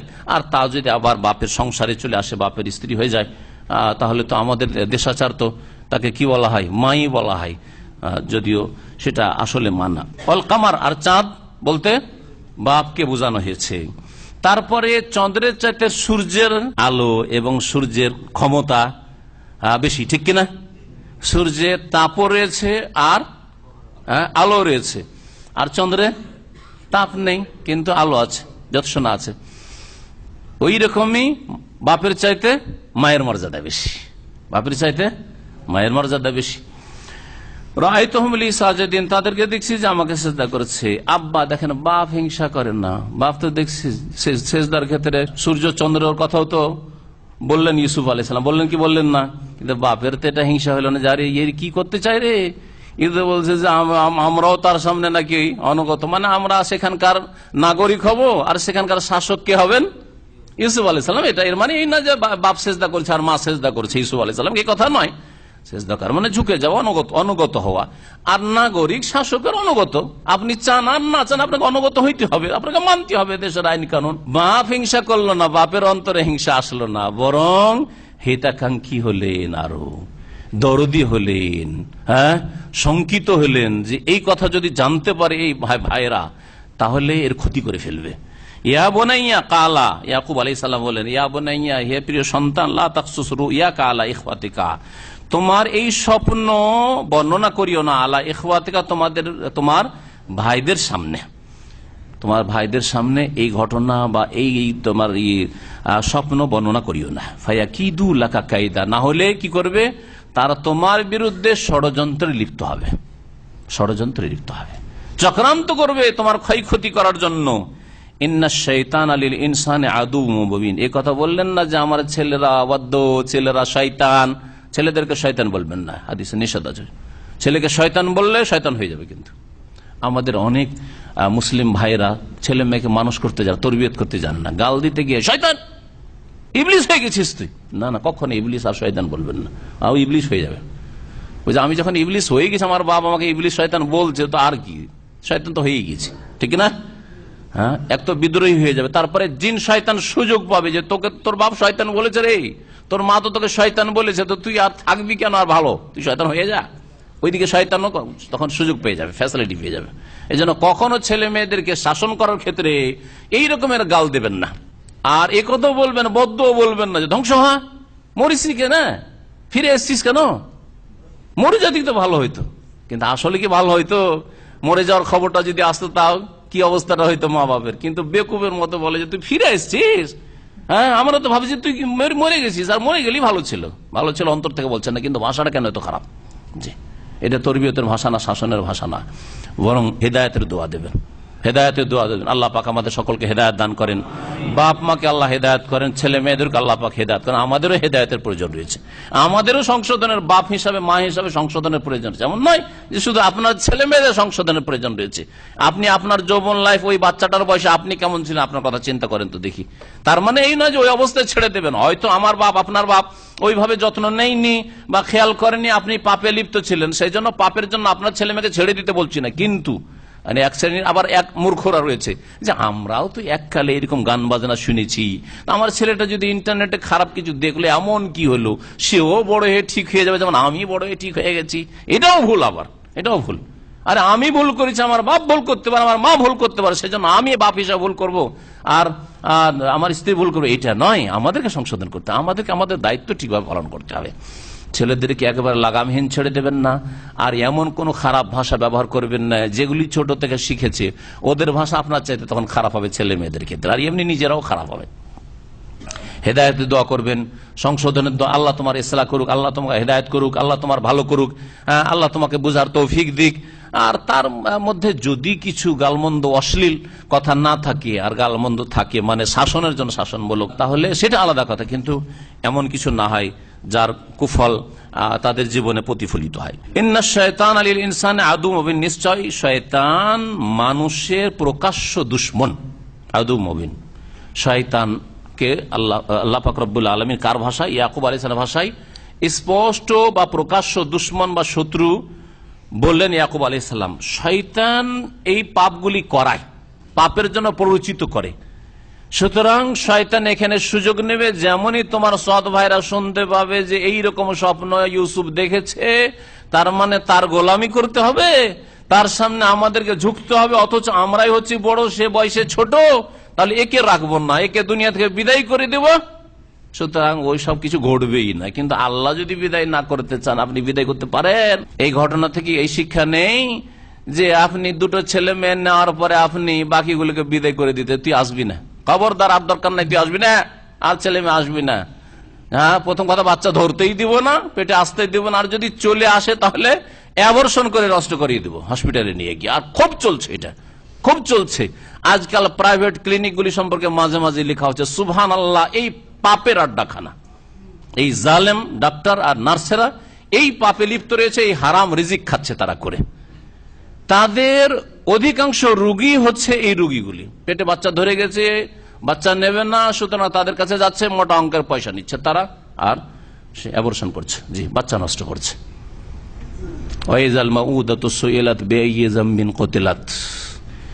যেসব ছেলে মেয়েদেরকে দাফন করে দেওয়া হয়েছে, মেরে দেওয়া হয়েছে, দুনিয়ায় আসতে দেওয়া হয়নি, কিয়ামতের দিনে তাদেরকে আল্লাহ পাক হাসরের মাঠে হাজির করবেন আর জিজ্ঞেস করবেন ওই ছেলে মেয়েগুলোকে যাদেরকে পৃথিবীতে আসতে দেওয়া হয়নি, খুন করে দেওয়া হয়েছে, অ্যাবর্শন করে নষ্ট করা হয়েছে, বিআইয়ে জামিন কতিলাত, কি অপরাধ করেছিলে তুমি যে তোমাকে খুন করেছিল তোমার বাপ, তোমার মা, অ্যাবর্শন করেছিল, তোমাকে দুনিয়াতে আসতে দেন, কোন অপরাধটা আগে থেকেই করে দিয়েছিলে, পেটে আসতেই করে দিয়েছিলে, সেজন্য তোমার মা তোমাকে আসতে দেয়নি, তোমার বাপ দুনিয়াতে আসতে দেয়নি। জিজ্ঞেস করবে বাপ মাকে সামনে, আসামিকে দাঁড় করে। হ্যাঁ, এদের জিজ্ঞেস করা হয়, মাসুম শিশুদেরকে জিজ্ঞেস করা হয়, বাচ্চাদেরকে যারা দুনিয়া ভূমিষ্ঠ হয়েছে আর তারপরে মেরে দিয়েছে, যেমন জাহিলিয়াতের যুগের কাফের মুশরিকরা অনেকে মেরে দিত, আর যারা পেট থেকে নষ্ট করে দিচ্ছে অথচ বাচ্চা ধরে গেছে, তাদেরকে জিজ্ঞাসা করা হবে। এইরকম ওইসব লোকদেরকে জিজ্ঞাসা করা হবে যারা স্থায়ীভাবে বন্ধ করে নিয়েছে, স্থায়ী বন্ধ করে নিয়েছে, না দুটো হয়ে গেছে, আর কোর্স পুরা হয়ে গেছে, আর একটু নেব না। আমি ওইসব ভাই বোনদেরকে বলি যে আপনাদের কাছে 1 কোটি টাকা থাকে, আর তারপরে যদি, অল্প করে বললাম, যদি সারা পৃথিবীর জমিন দিয়ে দেওয়া হয়, সবকিছু দিয়ে দেওয়া হয়, তারপরেও যদি আপনাকে অফার করা হয় আর 1 লাখ টাকা আছে, নেবেন? তো কোনো মানুষ আছে যে না, না নেব না, যথেষ্ট হয়ে গেছে? আছে কেউ? 1 কোটি টাকা মাশাআল্লাহ সৌদি আরব থেকে ইনকাম করে নিয়েছেন, আর তারপরে কি অফার করছে যে শেষখানে আপনার একটা বোনাস আছে, সার্ভিস বেনিফিট আছে, 1 লাখ টাকা আছে, নেবেন না নেবেন না? কি বলবেন? যে না না, 1 কোটি রিয়ালের মালিক হয়ে গেছে বা 1 কোটি ডলারের মালিক হয়েছে, আর দরকার নেই। আছে কোন মানুষ, কোন মুসলিম আছে এরকম? ধনের ক্ষেত্রে নেই, কিন্তু ছেলে মেয়ের ক্ষেত্রে একটা হলো, দুটো হয়ে গেছে, ব্যাস যথেষ্ট। আর যদি খোলা রাখে তো পরপর যদি দুটো তিনটা মেয়ে হয়ে গেছে একটা ছেলের আশায়, ছেলের আশায়। বেশ কিছু ভাইদেরকে এরকম জানি, ছেলের আশাতে 3 নম্বর বা 4 নম্বর পর্যন্ত গিয়েছে। প্রথম মেয়ে হয়েছে, দ্বিতীয়টা মেয়ে হয়ে গেল, রে যাক আর একটা ছাড় দে, দেখি যদি আল্লাহ দেয় একটা, হ্যাঁ যদি একটা আসে, একটা ছেলে আসে। 3 নম্বর গেল, ম্যাক্সিমাম 4 নম্বর, না আর পারা যাবে না, আর পারা যাবে না। আশা করে আরো ভুল হচ্ছে, মেয়ে চলে আসছে। ইন্না লিল্লাহি ওয়া ইন্না ইলাইহি রাজিউন। এটা হিন্দুদের কথা বলছি না, এটা ইহুদি খ্রিস্টানদের কথা বলছি না। ওরা চালাক, ওরা বলছে মুসলিম তোমরা সংখ্যা কমাও, তোমাদের সংখ্যা বেড়ে যাচ্ছে, আমাদের ভয় লাগছে। বুঝতে পারছেন না? ওরা বলছে আমাদের হিন্দুরা এখন প্রচার চালাচ্ছে যে বেশি বেশি বাচ্চা জন্ম না হলে 50 বছর পরে ভারত মুসলমানদের হাতে চলে যাবে, কারণ গণতান্ত্রিক দেশ তো ভোটের সংখ্যা মুসলমানদের বেশি হয়ে যাবে, তখন আরে মুসলিমদের হাতে চলে যাবে নেতৃত্ব। সুতরাং সাবধান, 50 বছর মধ্যে এই দেশের অবস্থা পাল্টে যাবে। খবরদার তোমরা বেশি বেশি বাচ্চা নাও, আর মুসলিম মহিলা হাসপাতালে আসলেই শেষ করে দাও, আর যেন বাচ্চা না হয়। এমন কিছু করে না যেন আর বাচ্চাই না ধরে। জি 2টো হয়ে গেছে, শেষ করে দাও। খুব চলছে, খুব ষড়যন্ত্র চলছে, সাবধান।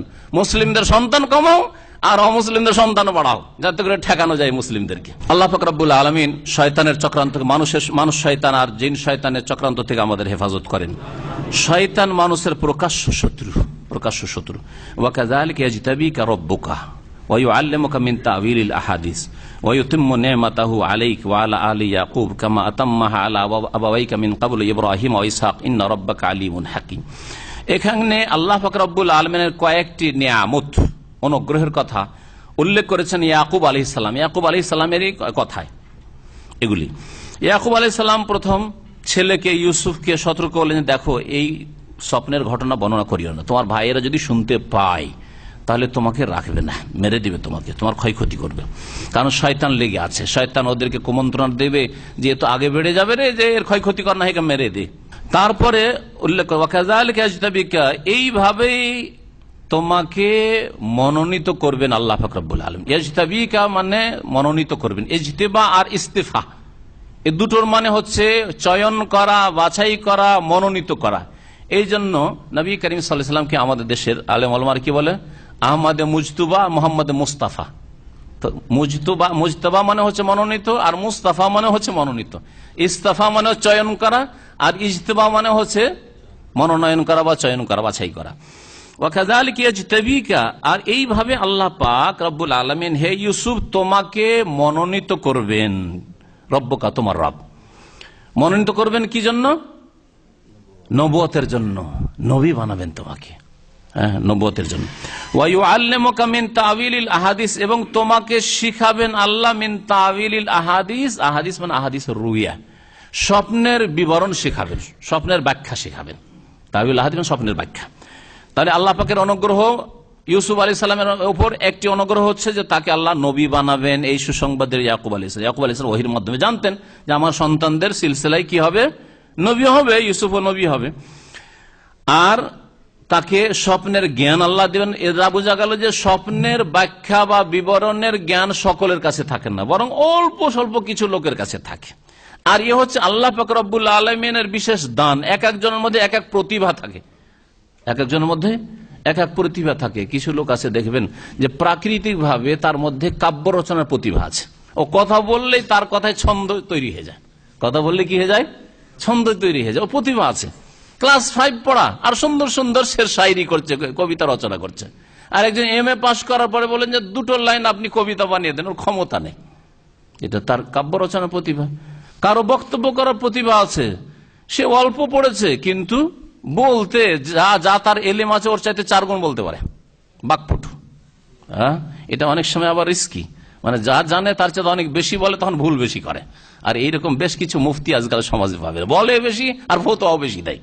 এটা আবার ভুল জিনিস। যতটা বললেন এল মোতাবেক বলেন, আর ফতোয়ার ক্ষেত্রে একটু সতর্ক সাবধান হন। যা বলবেন একটু জেনে শুনে বলবেন, একটু কনফার্ম হয়ে, নিশ্চিত হয়ে বলবেন। এমন নয় যে ফতুয়া দিলে বড় শেখ বা বড় আলেম হয়ে যাব আর বড় বক্তা হয়ে যাব, এগুলি মারাত্মক। ওয়ায়ুতিম্মা নি'মাতাহু আলাইক, এবং আল্লাহ পাক তার অনুগ্রহ পূর্ণ করতে চান তোমার ওপর। ওয়া আলা আলি ইয়াকুব, আর ইয়াকুবের বংশধরের ওপর, তোমার ওপর হে ইউসুফ আল্লাহ নিয়ামত পূর্ণ করতে চান। প্রথম ইউসুফ আলাইহিস সালামের কথা উল্লেখ করেছেন এই জন্য যে ইউসুফ আলাইহিস সালামকে আল্লাহ পাক কি করবেন? দুনিয়ার নিয়ামত, নেতৃত্ব দেবেন, মিশরের ক্ষমতা দেবেন। আর মিশরে ক্ষমতা ভাই পেয়েছে, ইউসুফ আলাইহিস সালাম পেয়েছে, সেই জন্য এই সুবিধা কিছুটা ভোগ করতে পারলো, তার ভাইরাও, সৎ ভাইরাও ভোগ করতে পারলো। আর তারপরে বৃদ্ধ বাপ মাও সেখানে চলে গেলেন, আর সসম্মানে সেখানে সবাই ইজ্জতের সাথে আর সচ্ছলতার সাথে জীবন অতিবাহিত করলেন। যেখানে এরা ছাগল চড়া লোক ছিল, অভাবী লোক ছিল। হ্যাঁ, সামদেশে যখন বসবাস করতেন বনি ইসরাইল, তখন তারা বড় অভাবী লোক ছিল। বকরি ছাগল চড়া তাদের কাজ ছিল, আর কিছু ব্যবসা বাণিজ্য করা, এই সব কাজ ছিল তাদের। আল্লাহ পাক রব্বুল আলামিন নেতৃত্ব পৌঁছে দিলেন, যেটাকে এখানে নিয়ামত বলা হয়েছে। তো নেতৃত্ব আল্লাহ পাকের নিয়ামত, যদি তার সৎ ব্যবহার করা হয়, আর যদি তার অসৎ ব্যবহার করা হয় সেটি হচ্ছে আল্লাহ পাকের আযাব। মনে রাখবেন, এই নেতৃত্বের যদি হক আদায় করে তাহলে তার জন্য আল্লাহ পাক আরশের স্পেশাল ছায়ার ব্যবস্থা করেছেন। 7 প্রকারের মানুষকে আল্লাহ পাক কোথায় ছায়া দেবেন? আরশের নিচে, তাই না? সাবআতুন ইউযিল্লুহুমুল্লাহু ফি যিল্লি ইয়াওমা লা যিল্লা ইল্লা যিল্লু, যেই দিন আল্লাহ পাকের স্পেশাল ছায়া ছাড়ার কোনো ছায়া থাকবে না। প্রথম নম্বরই কার কথা বলেছেন? ইমামুন আদিলুন, ন্যায়পরায়ণ শাসক। তাহলে শাসন ক্ষমতা হাতে পাওয়া আল্লাহ পাকের নিয়ামত, ভালো নিয়ামত, যদি সেটার ব্যবহার ভালো হয় তাহলে। আর সেটার ব্যবহার যদি খারাপ হয়, ক্ষমতা পেয়েছি সুতরাং জুলম অত্যাচার করবো, ক্ষমতা পেয়েছি সেজন্য খুন করব, ক্ষমতা পেয়েছি সেজন্য নির্দোষীদেরকে দোষী সাব্যস্ত করব, ক্ষমতা পেয়েছি সেজন্য স্বেচ্ছাচারিতা করব, ক্ষমতা পেয়েছি নিজের অনুসারী যদি দোষী হয় তবুও ছেড়ে দেবো, আর বিরোধী যদি নির্দোষী হয় তবুও তাদেরকে ফাঁসাবো। এই সব জুলম অত্যাচার আর এরকম স্বজন প্রীতি আর শোষণ, বেঈমানি, আত্মসাৎ, এসব যদি থাকে তো আল্লাহ পাকের আযাব। আল্লাহ পাকের আযাব। যেমন ভালো ভালো যে খাবারগুলি, পুষ্টিকর খাবার, যেমন ঘি, দুধ, ভালো জিনিস, আল্লাহ পাকের নিয়ামত, ঠিক কিনা?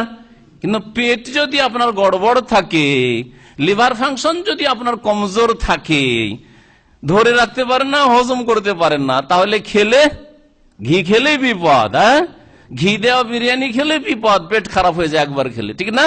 তেল বেশি খেলে বিপদ, ভাজি খেলে বিপদ, সাদা শুধু সিদ্ধ খান, ডাক্তার বলছে আপনাকে। জি হ্যাঁ, তো আল্লাহ পাকের নিয়ামত থেকে সঠিক জায়গায় এইরকমই ধন, কথাটি বলতে গিয়ে অসম্পূর্ণ থেকে গেছে। সেটা হচ্ছে আল্লাহ যদি ধন দৌলত, টাকা পয়সা, কোটি কোটি টাকাও দেন, তারপরে আপনার কাছে অফার আছে যে অল্প কিছু আর নাও, তো না করবেন না, কোনো মানুষ না করবেন না। কিন্তু ছেলে মেয়ের ক্ষেত্রে একই সাথে আল্লাহ বলছেন এটাও আল্লাহর বড় নিয়ামত। আল মাল ওয়াল বানুনা জিনাতুল হায়াতিদ দুনিয়া। আল মাল ওয়াল বানুন ইন্নামা আমওয়ালুকুম ওয়া আওলাদুকুম ফিতনা। কোরআনের কয়েক জায়গায় ধন সম্পদ আর সন্তান সন্ততিকে এক জায়গায় নিয়ামত হিসেবে আল্লাহ বর্ণনা করেছে। জিনাতুল হায়াতিদ দুনিয়া, আল মাল ধন সম্পদ, ওয়াল বানুন সন্তান সন্ততি, ছেলে মেয়েরা, এরা হচ্ছে পার্থিব জগতের শোভা সৌন্দর্য। এগুলি যে সাজ, এগুলি হচ্ছে অলংকার।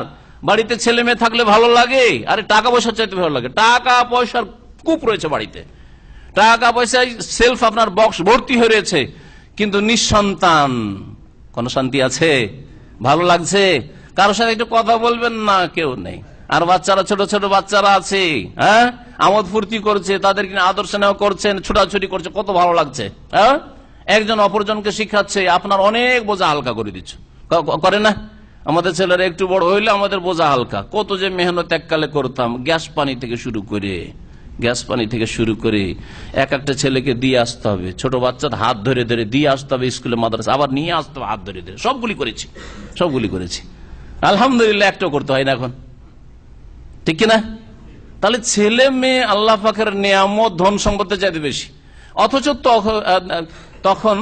তখন যেমন পয়সা ছিল, এখনো পয়সা আছে, পয়সার ক্ষেত্রে পয়সা কাজে আসবে না, আপনার পয়সা কাজে আসে না অনেক জায়গায়। যদি জালেম জুলুম করে তো আপনার পয়সা কাজে আসবে না অনেক সময়, পয়সাতে আপনার সাপোর্ট দিতে পারবে না, কিন্তু জনবল যদি থাকে তো সাপোর্ট দেবে। বার্ধক্য আপনাকে হাসপাতালে নিয়ে যেতে হবে, আপনার জনবল প্রয়োজন, একটা ছেলের প্রয়োজন, হ্যাঁ, দোয়ার জন্য আপনার ধন সম্পদ দোয়া করবেন, আপনার একটা নেক সন্তান যদি থাকে, ছেলে মেয়ে থাকে, তো দোয়া করবে, প্রয়োজন রয়েছে। দুনিয়া তো কাজে আসবে, আখেরাত তো কাজে আসবে। সুতরাং এই ক্ষেত্রে অমুসলিমদের ষড়যন্ত্রের শিকার হবেন না, যে ছেলে মেয়ে দুটো নিয়েছি, তিনটে নিয়েছি, অনেক বেশি নিয়েছি, আর নেব না। আমাদের দেশে তিনটার বেশি কারো নাই, আরে সবাই একটা নয় দুটো ব্যাস, আর আমি তো তিনটে চারটা নিয়ে নিয়েছি, অনেক বেশি নিয়ে নিয়েছি। এইরকম জাহিলি যুগে ফিরে যাবেন না, কাফের মুশরিকদের যুগে ফিরে যাবেন না, আর কাফের মুশরিক বিজাতিদের আপনারা অনুকরণ করবেন। আল্লাহ পাক আমাদের সকলকে হেদায়েত দান করেন। আল্লাহ পাক রব্বুল আলামিন ইউসুফ আলাইহিস সালামের উপর যেসব অনুগ্রহ করবেন সেগুলি এখানে ইয়াকুব আলাইহিস সালাম বর্ণনা করছেন। ছেলেকে সম্বোধন করে আল্লাহ মনোনীত করবেন, নবুয়ত দিয়ে নবী করবেন, আর স্বপ্নের ব্যাখ্যা তাকে শিখাবেন, আর তার উপর আল্লাহ পাক নিয়ামত পূর্ণ করবেন, এবং ইয়াকুব আলাইহিস সালাম বংশধর মানে ইউসুফ আলাইহিস সালাম ভাইদের উপর, এবং সেই বংশে কামা আতাম্মাহা আলা আবাওয়াইক, যেমন আল্লাহ পাক নিয়ামতকে পূর্ণ করেছেন তোমার পূর্বপুরুষদের উপর, তোমার বাপ মায়ের উপর। মিন কাবুল, এর পূর্বে। তারা কারা? ইব্রাহিম আলাইহিস সালাম, ইসহাক, এইরকমই অন্যরা। ইন্না রব্বাকা আলিমুন হাকিম, নিঃসন্দেহে হে নবী মুহাম্মদ সাল্লাল্লাহু আলাইহি ওয়াসাল্লাম তোমার প্রতিপালক সবকিছু জানেন এবং তিনি বিজ্ঞানময়, হাকিম। তার প্রত্যেকটি কথা, কাজে এবং যা কিছু আল্লাহ করেন, সে শরীয়তগত বিষয় হোক অথবা সৃষ্টিগত বিষয় হোক, আমরে কওনি হোক অথবা আমরে শরঈ হোক, সবকিছুতে আল্লাহ পাকের হিকমত রয়েছে, আল্লাহ পাকের হিকমত রয়েছে। লাকাদ কানা ফি ইউসুফ ওয়া ইখওয়াতিহি আয়াতুল লিসাইরিন, নিঃসন্দেহে ইউসুফ আলাইহিস সালাম এবং তার ভাইদের ঘটনায় বহু শিক্ষণীয় বিষয় রয়েছে, নিদর্শন রয়েছে। আয়াত মানে হচ্ছে নিদর্শন, আয়াতুনের বহুবচন হচ্ছে আয়াত। বহু শিক্ষার বিষয় রয়েছে। নিদর্শন কোনগুলি? যেগুলি দ্বারা কোনো কিছু জানা যায়, শেখা যায়। তো ইউসুফ আলাইহিস সালাম এবং তার ভাই আখু, কি বলছেন? ইখওয়াতি, ইখওয়াতুন আখুনের বহুবচন, আখুনের বহুবচন মানে তার যে আরো 11টি ভাই রয়েছে। ইউসুফ আলাইহিস সালাম এবং তার ভাইদের ঘটনাতে কি রয়েছে? শিক্ষার বিষয় রয়েছে, নিদর্শন সমূহ রয়েছে। লিসাইলিন, জিজ্ঞাসুদের জন্য, জিজ্ঞাসুদের জন্য, সন্ধানকারীদের জন্য, যারা সন্ধান করে, শিক্ষা সন্ধান করে যে কোথা থেকে কি শিখবো, কোনখান থেকে কোন অভিজ্ঞতা অর্জন করব, কিভাবে নিজেদের সংশোধন করব, কিভাবে নিজে ভালো পথে চলবো, অন্যায় পথ থেকে ভুল পথ থেকে বেঁচে থাকবো। এরা হচ্ছে সাইলিন, মনের জিজ্ঞাসা আর কথার জিজ্ঞাসা, দুই রকমের জিজ্ঞাসা, সাইলিন। যারা জিজ্ঞাসু তাদের জন্য ইউসুফ আলাইহিস সালাম এবং তার ভাইদের ঘটনাতে কি রয়েছে? শিক্ষণীয় বিষয় রয়েছে। ইয ক্বালু লা ইউসুফ ওয়া আখুহু আহাব্বু ইলা আবিনা মিন্না, ইউসুফ আলাইহিস সালামের এই সৎ ভাইরা দেখলো যে আমরা সব বড় হয়ে গেছি, আমাদের চাইতে বেশি ওই ছোটগুলোকে ভালোবাসছে, আর ছোটগুলো আবার বিশেষ করে সৎ ভাই ওই দুটোই ছোট, আবার পরের স্ত্রীর। তো ইউসুফ আলাইহিস সালাম সবচাইতে ছোট, আর তার বড়, তার মায়ের পেট থেকে এই দুই ভাই, তার নাম ছিল বিনিয়ামিন, যেমন তাফসীরের কিতাবাদিতে রয়েছে। বিনিয়ামিনের কথা এখানে বলা হয়েছে।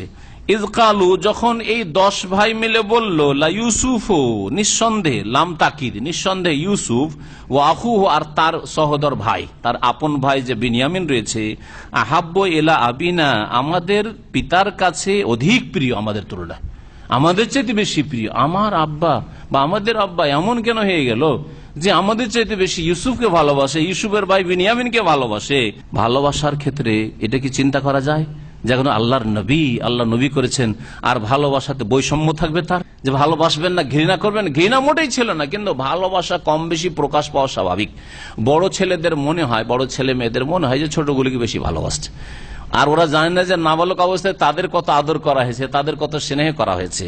আপনি স্বাভাবিক ভাবে চিন্তা করুন, একটা ছোট বাচ্চা যখন 2 মাস 4 মাস 6 মাসের থাকে, বা 5 বছর 7 বছর পর্যন্ত থাকে, ততক্ষণ পর্যন্ত কোলে নেওয়া, আদর করা, চুমন দেওয়া যেভাবে করা যায়, একটা 12 বছর 16 বছরের বাচ্চার সম্ভব সেটা না? আসবে। আমাদের 5 বছরের যেগুলো বাচ্চা আছে, সেই বাচ্চাগুলোকে ধরে নিয়ে একটু কোলে বসাবার চেষ্টা করি, পালিয়ে যায়। তারপরে যদি আদর করার চেষ্টা করে, চুমা দেওয়ার, তাহলেও খুব কষ্ট লাগে, লজ্জা লাগে, ও চোখ মুখ বন্ধ করে নেই, সবকিছু বন্ধ, সব বন্ধ করে ফেলেছে, লজ্জা লাগছে। অথচ 2 বছরের বাচ্চা, ও চায় যে আমাকে আদর করুক, এসে বসে যায় কোলে, কোলে এসে বসে যায়, আদর করুক, খুশি হয়। তাহলে বয়স যেমন পরিবর্তন হয়, তার সাথে সাথে আদর, স্নেহ, ভালোবাসার ধরন পরিবর্তন হয়ে যায়। ভালোবাসছেন, বড় ছেলে সাবালক হয়ে গেছে, 40 বছর 50 বছর বয়সে, তাকেও ভালোবাসেন, ওই রকমই ভালোবাসেন, কিন্তু তার ভালোবাসার ধরন আর একটা ছোট ছেলে 5 বছর 3 বছর এখন ইনকাম করতে পারে, ভালোবাসার ধরনে পার্থক্য আছে, ভালোবাসার ধরনে পার্থক্য আছে। এতে অনেক ছেলেরা ভুল বুঝে নেই, ভুল বুঝে নেই, কখনো ভুল বুঝবেন না। বাপ মাকে কখনো ভুল বুঝবেন যতক্ষণ পর্যন্ত স্পষ্ট কিছু না দেখবেন, যে তাকে দিয়ে দিল, কিছু জমি দিয়ে দিল তার নামে, আমাকে দিল না, হ্যাঁ, তখন বুঝবেন যে বৈষম্য। তার জন্য স্পেশাল খাবার, খাস খাবার আমার জন্য নেই, তাহলে সেটা। কিন্তু খাবারের ধরন যদি আলাদা হয়, অল্প দুধ আছে, দুধ সবাইকে দেওয়া যাবে না, সুতরাং ছোট বাচ্চাদের দিক, তো এটা বৈষম্য নয়। বড়দেরকে দিতে পারলাম না, বৈষম্য নয়। তো এদের ধারণা যে আমার আব্বা কি করছে, এই দুই ভাইকে বেশি ভালোবাসছে। আর ভালোবাসার ক্ষেত্রে আর একটা কথা শুনে রাখেন, ভালোবাসা, বাহ্যিক ভালোবাসার ক্ষেত্রে অবশ্যই ন্যায় নীতি অবলম্বন করা ফরজ। মানে ভালোবাসার যে বহিঃপ্রকাশ রয়েছে, এই ক্ষেত্রে বাহ্যিক ক্ষেত্রে অবশ্যই একই রকমের নজর রাখতে হবে, দুই নজর করলে হবে না। কিন্তু ভিতরে যে ভালোবাসার বিষয়টি রয়েছে, সেটার মালিক কিন্তু মানুষ নয়, সেটার মালিক কে? একমাত্র আল্লাহ। কাকে বেশি ভালোবাসবেন আর কাকে বেশি ভালোবাসার চেষ্টা করলেও ভালোবাসা জন্মিচ্ছে না, এটা আপনার হাতে আমার হাতে নেই, এটা আল্লাহ পাকের হাতে। এই জন্য প্রিয় নবী মুহাম্মদ রাসূলুল্লাহ স্ত্রীদের মধ্যে সবচেয়ে বেশি কাকে ভালোবাসতেন? আয়েশাকে ভালোবাসতেন। আর এই জন্য আল্লাহর কাছে ক্ষমা চাইতেন আর কি করতেন? দোয়া করতেন, একটি দোয়া করতেন। কি দোয়া? ভুল করে যে ক্ষমা তাই নয়, কি বলতেন? আল্লাহুম্মা হাযা কাসমি, পালা বন্টন করে দিতেন। 9 স্ত্রী একসাথে ছিল, 9 স্ত্রীর জন্য 9 রাত, 9 রাতের 1 ঘন্টাও বেশি আয়েশার কাছে কাটাতেন না। এমন না যে 1-2 ঘন্টা বেশি কাটিয়ে দিতেন আয়েশার কাছে, এরকম জীবনও করতেন না, কারণ এটা বেইনসাফি হয়, জুলম হয়ে যাবে। 9 রাত 9 বিবির কাছে রাউন্ড দিয়ে আসতেন।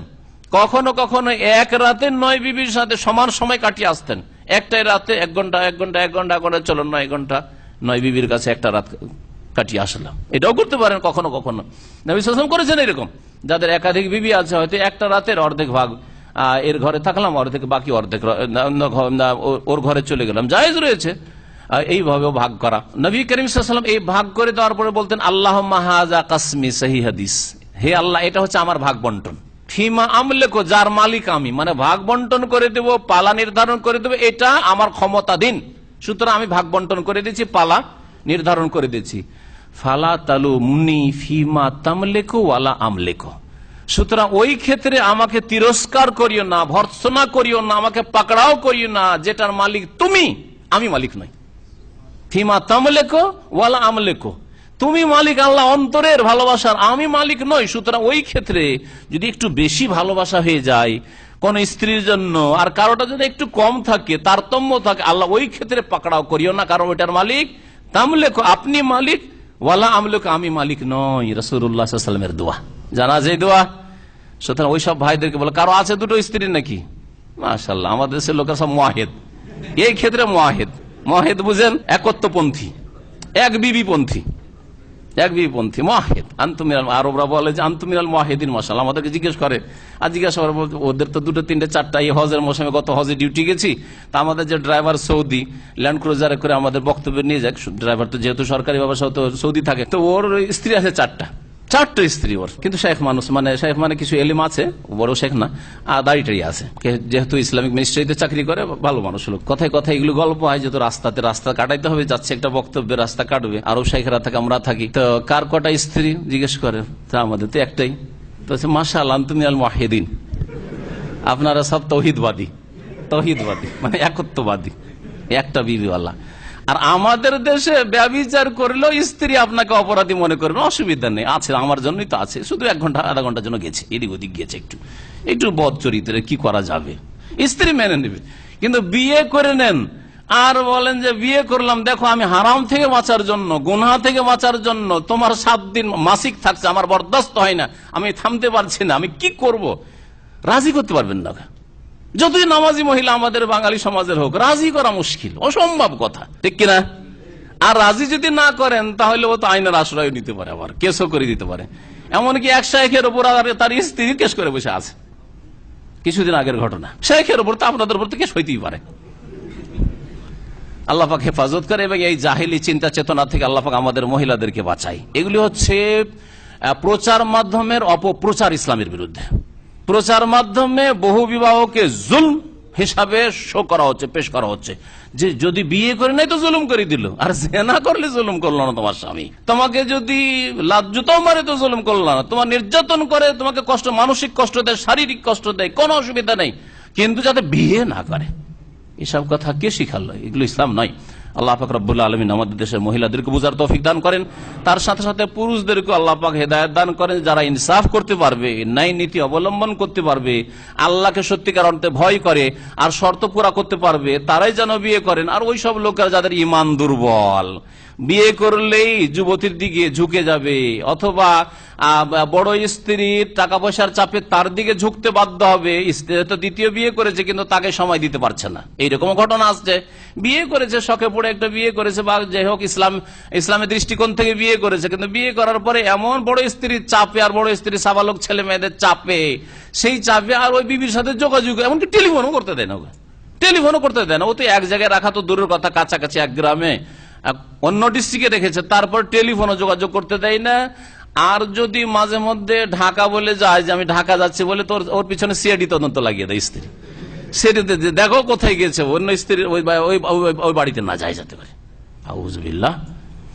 আল্লাহ পাক রব্বুল যেন আমাদেরকে ইনসাফ করার তৌফিক দান করেন, আল্লাহকে ভয় করার তৌফিক দান করেন, আল্লাহ পাক আমাদের গুনাহ খাতা যেন মাফ করে দেন। ভালোবাসার ক্ষেত্রে বলছিলাম যে ভালোবাসায় ভিতরে যদি কম বেশি হয় এটা হইতে পারে, কারণ এটার মালিক না।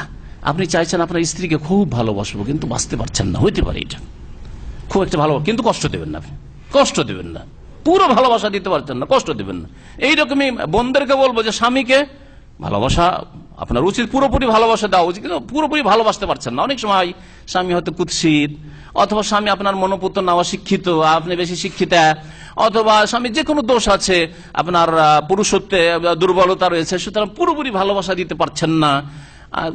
সেই ক্ষেত্রে বরদাস্ত করেন, ধৈর্য ধারণ করেন, এবং এই ক্ষেত্রে আপনি সেটা প্রতিক্রিয়া যাতে করে আপনি না দেখান বা কষ্ট না দেন, খারাপ আচরণ স্বামীর সাথে না, খারাপ ভাষা না বলেন স্বামীকে। এই জন্য আর যদি আপনার না পোষায় যে না, এ আমার পুরো হকই আদায় করতে পারছে না, আমাকে গুনাহ থেকে রক্ষাই করতে পারছে না, বাঁচাইতে পারছে না, তাহলে তালাক নেওয়া এই ক্ষেত্রে জায়েজ রয়েছে। বিশেষ করে পুরুষত্বের যদি এমন কমজোরি থাকে যে আমার চাহিদাই মেটাতে পারছে না, একে অপরের চাহিদা মেটাতে পারছে না, তাহলে সেই ক্ষেত্রে মহিলার জন্য তালাক নেওয়া জায়েজ রয়েছে। বরং তার জন্য উত্তম হবে, গুনহার যদি ঝুঁকি থাকে তো তার জন্য তালাক নেওয়া অনেক সময় জরুরি হয়ে যাবে, কারণ গুনহা থেকে বাঁচাই হচ্ছে আসল বিবাহের উদ্দেশ্য। বিবাহের উদ্দেশ্য একটি হচ্ছে পাপ থেকে বেঁচে থাকা নারী পুরুষের, 2 নম্বর উদ্দেশ্য হচ্ছে মানুষের প্রজন্ম বাড়ানো, আল্লাহর বান্দা পয়দা করা। সুতরাং যদি মনের চাহিদা না মিটে, তো এই ক্ষেত্রে যেমন আপনার স্বাধীনতা রয়েছে তেমনি আপনার স্ত্রীর স্বাধীনতা রয়েছে, চলে যাওয়ার ভালোভাবে আর ভালো আচরণের সাথে ছেড়ে দিতে হবে। লাকাদ কানা ফি ইউসুফ ওয়া ইখওয়াতিহি আয়াতুল লিসাইলিন। সময় আমাদের শেষ হয়ে গেছে, এখানেই শেষ করছি। আগামী সপ্তাহে ইনশাআল্লাহ তাআলা বাকি তাফসীর পুরা করা হবে। সাল্লাল্লাহু আলা নবিয়িনা মুহাম্মদ ওয়া আলা আলিহি ওয়া সাহবিহি আজমাইন। আমার ছেলের আকিকা দেওয়া হয়নি, এখন তার বয়স 25 বছর, এখন আকিকা দেওয়া যাবে কি? একদল উলামা বলছেন যাবে, তবে না দিলেও কোনো অসুবিধা নেই, যেহেতু বিলম্ব হয়ে গেছে। আসল আকিকা দেওয়ার সময় হচ্ছে 7 দিনের দিন সবচেয়ে ভালো, আর তারপরে 14 আর 21-এর একটি হাদিস রয়েছে, সেটাও হাসান বা সহিহ হাদিস, যেমন আল্লামা নাসির আলবানী রাহমাতুল্লাহ বলেছেন। সুতরাং ওই 14 দিন আর 21 দিনের হাদিস যেসব বক্তারা বলছেন যে সহিহ নয় আর চ্যালেঞ্জ করে বলছেন, এগুলি ভুল কথা, এগুলি ভুল কথা। আপনারা 14 দিনের দিনে করতে পারবেন, 21 দিনের দিন করতে পারবেন। এর পরের গুলি সম্পর্কে সহিহ হচ্ছে যে আর কোনো সহিহ হাদিস নেই, যার ফলে বড় হয়ে আকিকা করা ঠিক না। আমাদের দেশে যেহেতু এই প্রচার মাধ্যমগুলি অপপ্রচার, জাহিলি প্রচার চলছে যে একটা দুটোর বেশি নয়, তো অনেকে যদি এই বিভ্রান্তির গুমরাহির শিকার হয়ে বাচ্চা নষ্ট করে থাকে, তো তার গুনহার জন্য ক্ষমার রাস্তা আছে। হ্যাঁ, ক্ষমার রাস্তা খোলা আছে, শিরক কুফরি থেকে তওবা করার রাস্তা খোলা আছে, মুসলিম হয়ে যান। ওই রকমই আল্লাহর কাছে গুনাহ খাতার মাপ চান। যদি বাচ্চার রূহ চলে এসে থাকে তাহলে খুনি, সে কাতেল, হত্যাকারী, হত্যা করেছে, তো হত্যার গুনাহ থেকে আল্লাহ মাফ করতে পারেন খালেস অন্তর থেকে তওবা করলে। আর তারপরে রাস্তা ছেড়ে দেন, আল্লাহর কাছে দোয়া করেন যে আল্লাহ অনেক বাচ্চাই নষ্ট করেছে, আর অনেক সন্তান আমাকে দান করো, এবং আল্লাহ পাকের কাছে খালেস অন্তর থেকে দোয়া করেন, মাগফিরাত আল্লাহ পাক করবেন ইনশাআল্লাহ।